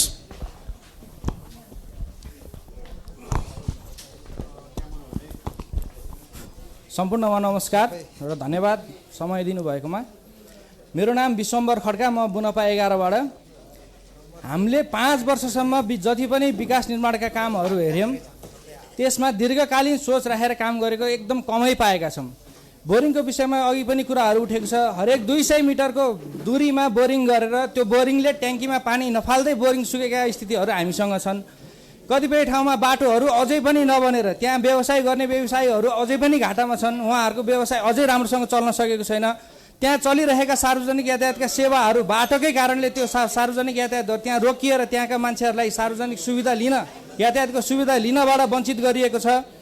विभिन्न ठाउँमा हिजो कोरोनाको चाहिँ विभिन्न कार्यक्रमहरू गर्दाखेरि होस् अथवा चाहिँ त्यहाँ स्वयंसेवक परिचालन गर्ने कुरामा होस्, नगर युवा परिषद गठन गर्ने कुरामा होस्, सम्पूर्ण ठाउँमा नगरपालिकाबाट एकलौटी रूपमा आफ्नो पार्टी आफ्ना मान्छे भनेर छानेर गरिएको छ। त्यो कुराहरूको विरोध गर्दाखेरि हिजो हामीलाई कतिपय कुराहरूमा बाहिर राखिएको छ। 2 फिटको फुटपाथ नबनेको ठाउँहरूमा फुटपाथ बनेकोलाई खनेर त्यहाँ फेरि रुख रोप्छौँ भनेर चाहिँ त्यस्ता योजनाहरूमा उहाँहरूले पैसा खर्च गर्नुभएको छ। दीर्घकालीन सोच राखेर आज छातीमा हात राखेर मेयर साहबले भन्नुपर्छ, आज उहाँको फेरि चर्चा चल्दैछ फेरि मेयरमा उठ्छु भनेर।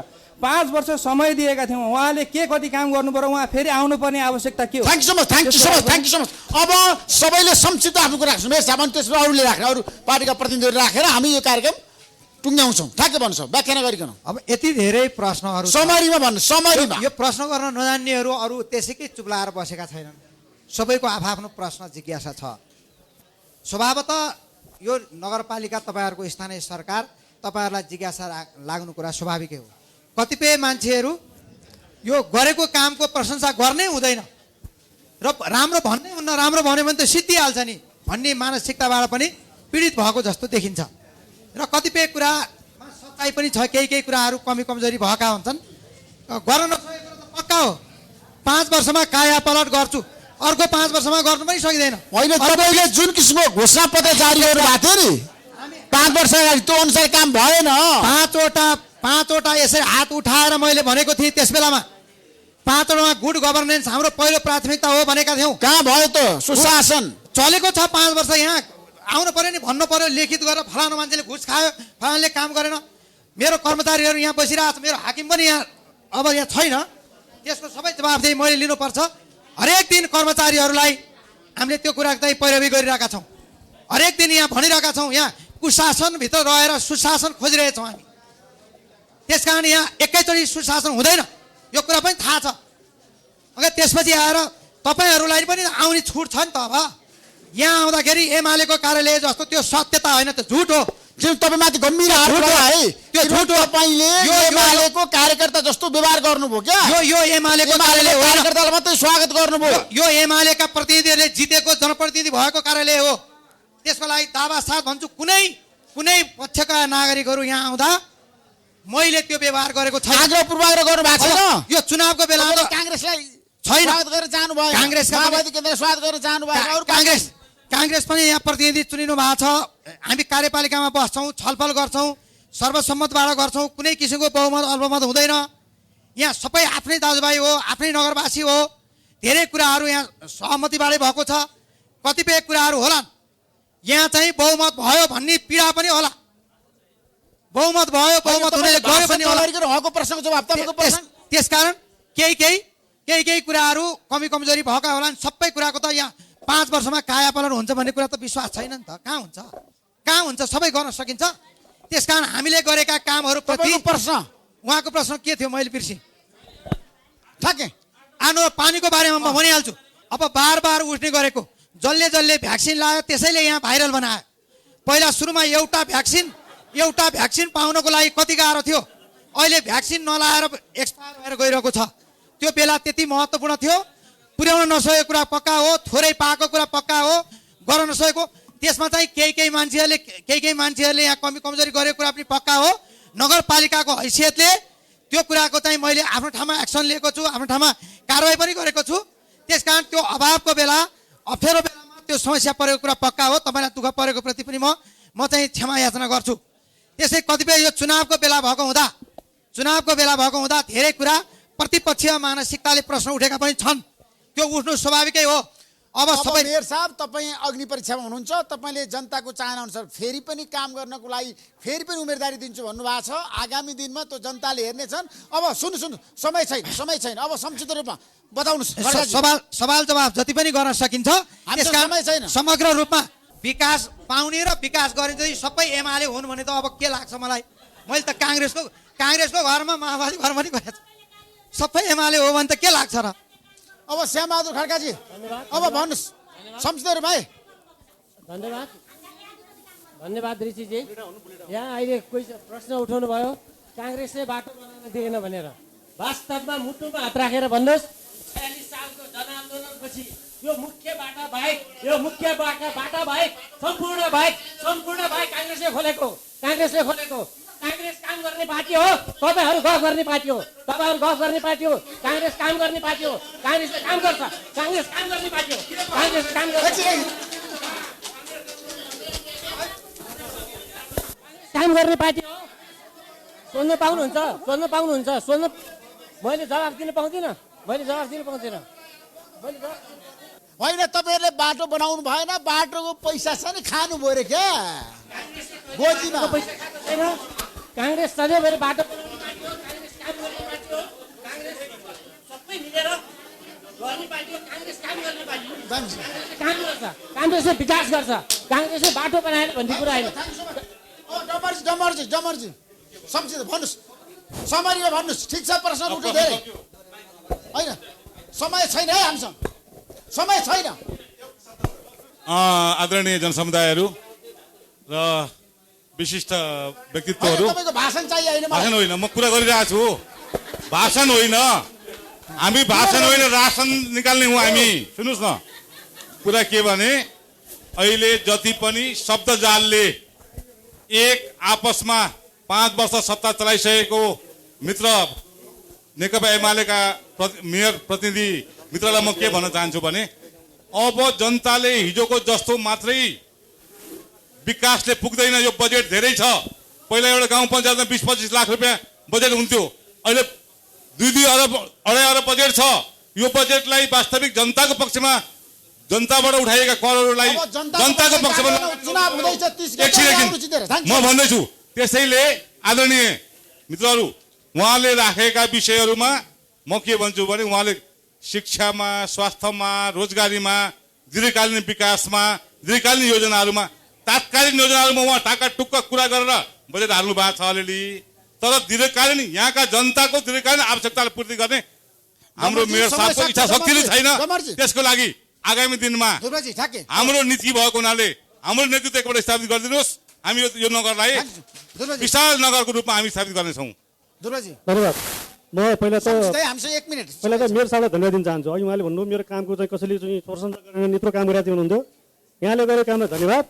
अब अर्को मान्छे लिएर आउँ, चेन्ज गरौँ, तपाईँभन्दा बेटर मान्छे लिएर आउँ। मैले यति भने तपाईँले गरेको कामलाई धन्यवाद दिएँ है। नयाँ मान्छे बेटर मान्छे लिएर आउँ।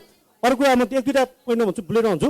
यहाँ महिला दिदीबहिनी हुन्छ, हामीले नेतृत्वमा आयो भने महिला दिदीबहिनीहरूको समस्या, महिला हिंसा, विभिन्न समस्या हुन छन्। ती समस्यालाई समाधान गर्न क्विक रेस्पोन्स टिम, त्यसको नेतृत्व यो नगरपालिकाको उपप्रमुख गर्नुहुनेछ। 2, त्यसपछि नगर कस्तो बनाउने भन्ने कुरा धेरै कुरा छन्, धेरै कुरा भन्न सकिँदैन। यहाँ यो नगर कस्तो बनाउने भन्ने चाहिँ नगर योजना आयोग बनाइन्छ। नगर योजना आयोग मार्फत दीर्घकालीन योजना के हुन्छन्, अल्पकालीन के हुन्छन्, सहर कस्तो बनाइन्छ। त्यस्तै अहिले यहाँ भन्नुभयो हामीले हजुरले खोल्यौँ तर त्यहाँ मान्छे गएनन्। त्यसलाई के गरिन्छ भन्दाखेरि आज अत्याधुनिक ल्याब राख्ने, ल्याबको व्यवस्था गरिन्छ। त्यसपछि पर्यटनको धेरै समाधान छ। यहाँ धेरै पर्यटन व्यवसाय हुन्छ। यहाँ भन्नुभयो गर्नुको लागि आयोग बनाइन्छ। खेलकुदमा भन्न चाहन्छु, राष्ट्रिय तथा अन्तर्राष्ट्रिय खेलाडीलाई हामीले प्रोत्साहन स्वरूप भत्ताको व्यवस्था गर्छौँ। राष्ट्रिय तथा अन्तर्राष्ट्रिय खेलाडी उहाँलाई प्रोत्साहन होस् भनेर। अर्को कुरा, हामीले 5 वर्षमा 10 जना डाक्टर, इन्जिनियर, व्यवस्थापकका 10 जनालाई नगरपालिकाले निःशुल्क स्कलरसिपको व्यवस्था गर्नेछ ताकि उसले नगरपालिका सेवा गर्न सकोस्। धन्यवाद। Thank you so much. मेरो चाहिँ एजेन्डाहरू तपाईँले मेरो फेसबुकमा र युट्युबमा हेर्न सक्नुहुन्छ होइन, टन्नै चाहिँ त्यहीँ गएर हेर्नु होला। लास्टमा के भन्छु भने विभाजन होइन, एकता रोजौँ, दल होइन स्वतन्त्र रोजौँ। Thank you so much. यहाँहरू सबैलाई धेरै धेरै धन्यवाद दिँदै आज प्राइम टाइम टेलिभिजनले जुन किसिमको एउटा अभियान लिएर तपाईँहरूको घर दैलोमा आएको छ, जनताको घर दैलोमा जनताको समस्या के छ र जनताका प्रतिनिधिहरूले के काम गरे भन्ने बारेमा हामीले समीक्षा गऱ्यौँ। 2 घण्टा लगातार बुढानीलकण्ठ नगरपालिकामा के भयो, के हुन सक्यो, के हुन सकेन, हामी कहाँ चुक्यौँ र आगामी दिनमा कस्तो नेतृत्व चयन गर्नुपर्छ भन्ने बहसमा हामी छौँ। हामी चाहन्छौँ असल नेता यो देशलाई चाहिएको छ। असल नेता, असल जनताका प्रतिनिधिहरूले काम गर्न पाउनुपर्छ। योग्य सच्चे मान्छे आउनुपर्छ। जोसुकै ल्याउनु तपाईँहरूको हातमा अधिकार छ। यति भन्दै म बिदा हुन चाहन्छु। नमस्कार।